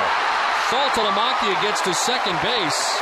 He wasn't sure that was going to fall, so he waited a while, and he takes second now with one out. That's a tough play for a base runner because you don't know if that second baseman is going to make that over-the-shoulder catch. Very difficult to tell, so you got to play it safe, and that's what Saltalamacchia did. Halfway, ball drops in, stop at second base.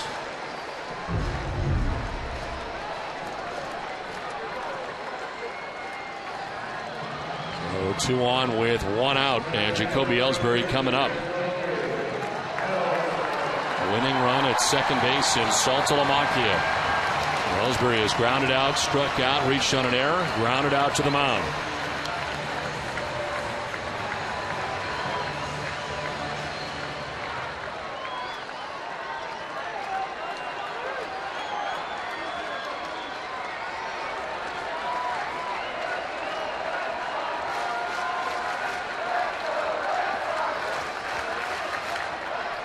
Off the backside, bluffing is Pistano.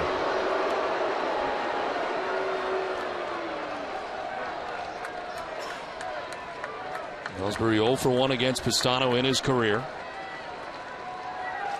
Looking for his first hit of the night. An 0 for 4 night for Jacoby Ellsbury.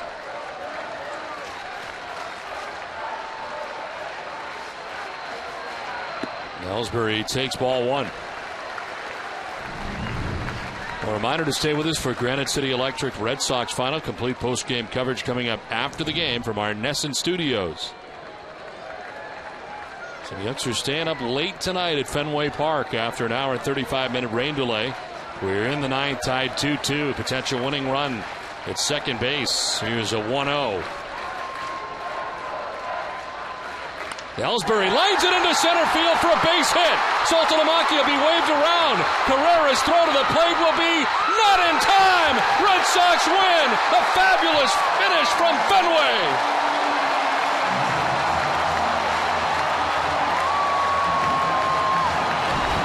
Sixth walk-off win of the season, and Jacoby Ellsbury drives in the winning run.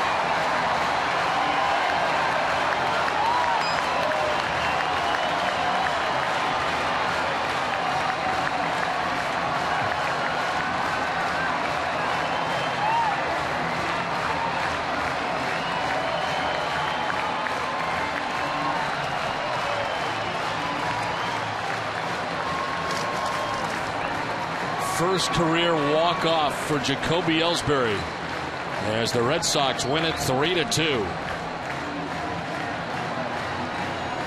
Let's send it down to Heidi. All right, Jacoby, you just got beat up by your teammates there. The walk-off win, what are you looking for in that at-bat? Oh, that's fun. Just something I could drive, hit hard, and I saw Salty break, and I was just hoping he was going to get in there, and he had a great slide. You have been absolutely on fire at the plate lately, really coming through in the clutch. What has led to your effectiveness? Just coming in, being prepared every single day, and, it's fun winning. And, we feed off each other, and Salty got it going, and Reddick, and, I was happy to get the hit. This team has been the hottest team in baseball since the All-Star break. What's been key during this stretch? We're pitching, and we're getting timely hits. It's games like these that are important for playing well, but, it's just a nice win tonight, especially with the delay. How about the effort that Josh Beckett gave you tonight? Oh, he's been great. He's been great all season, and, it was good for us that we could get the win for him. And you guys got it done before midnight. Thanks, Jacoby. I appreciate it. Thank you.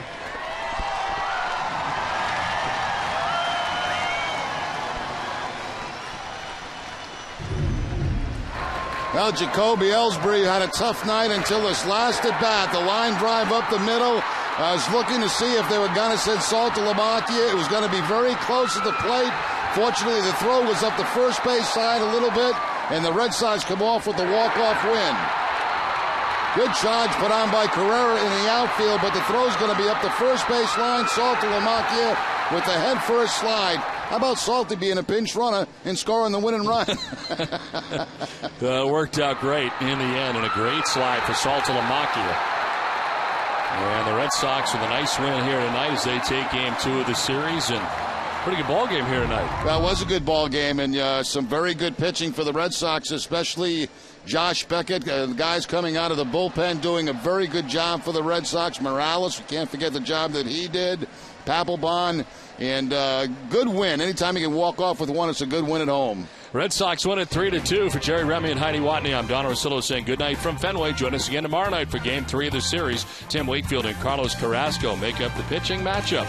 Live coverage from Yawkey Way begins at 6. It's been a presentation of NESN, New England's most watched sports network. Let's send it now to the NESN HD Television Center with Tom Karam.